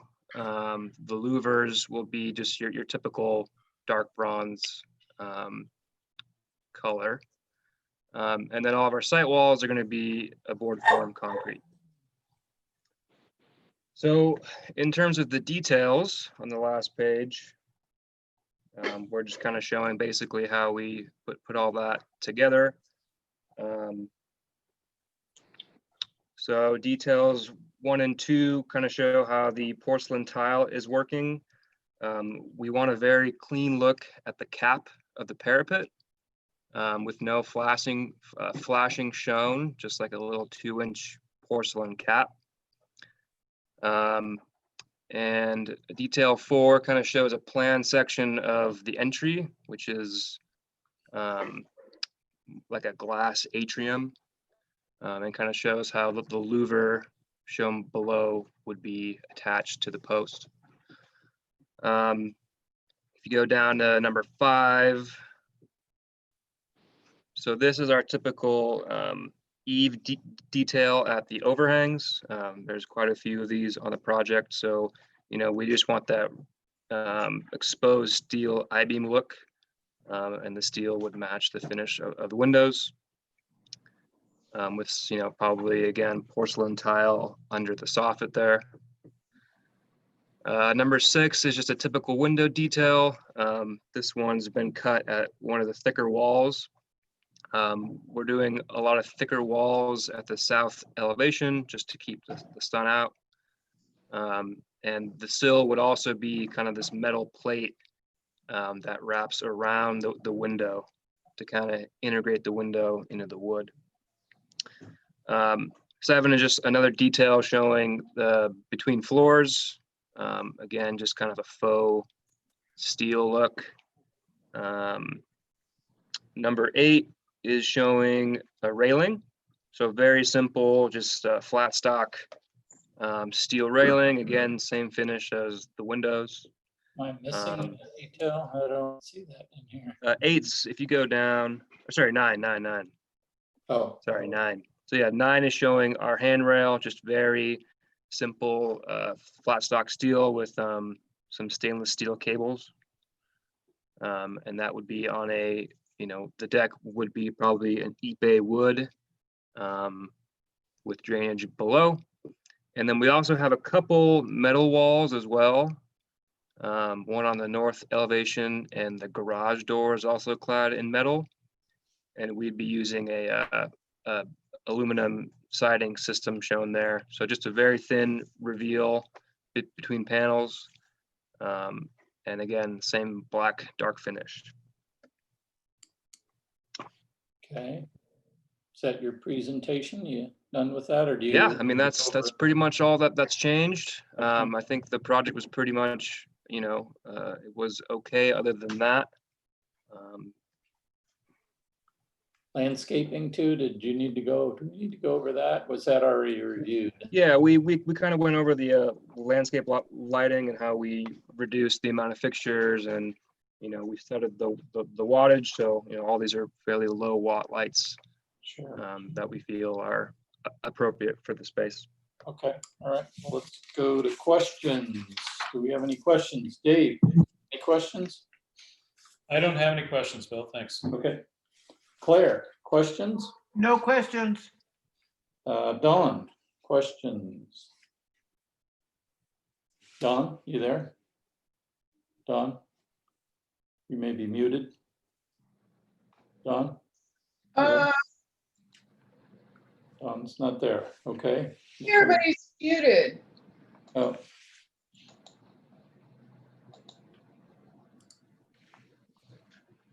I don't know. We'll go back to John. John, any questions? No, thank you, Mr. Chairman. Here, I'll ask Don to oh no, that was, there we go. Okay. All right, any public comment? Sharon, did we have any? No letters. I didn't see any letters, so. No, none. Thank you. Okay, all right, then let's go to the comments from the board. John? Mr. Chair, I would just like to make a motion for final approval. Okay, But Mr. Chairman, may I comment, please? yes. I have the same opinion about the details on this project as I did on the previous project. I think it's woefully inadequate, so that's my, okay? Yeah, I was going through that in my head as well, and although they show the railing, what's happening at the cap and how does it connect? There's a lot that's not fully worked out here. Right. Okay, well, let's, Claire, do you want to make a motion, or do you? I'll make a motion for the project to make a motion to continue the project with final on consent, with the addition, with the applicant to provide additional details. Okay, go ahead. You second that, John? I did. Okay, all those in favor? Aye. All right, motion carried. And Mr. Chairman, I'll move for adjournment unless there's other business somebody wants to bring up. No, I don't think so. I'll second. Aye. All right, seconded by. Aye. Dave. Aye, all those in favor? Thank you. Aye. Aye. Appreciate it. Great, Thanks. thank you all. Thanks, Bill and Sharon. All right, Good job. all righty, Well, bye. Thanks, Bill. Thanks, Sharon. I think Bye. Christmas present. Thanks, Bill. Okay, you're welcome. Thanks.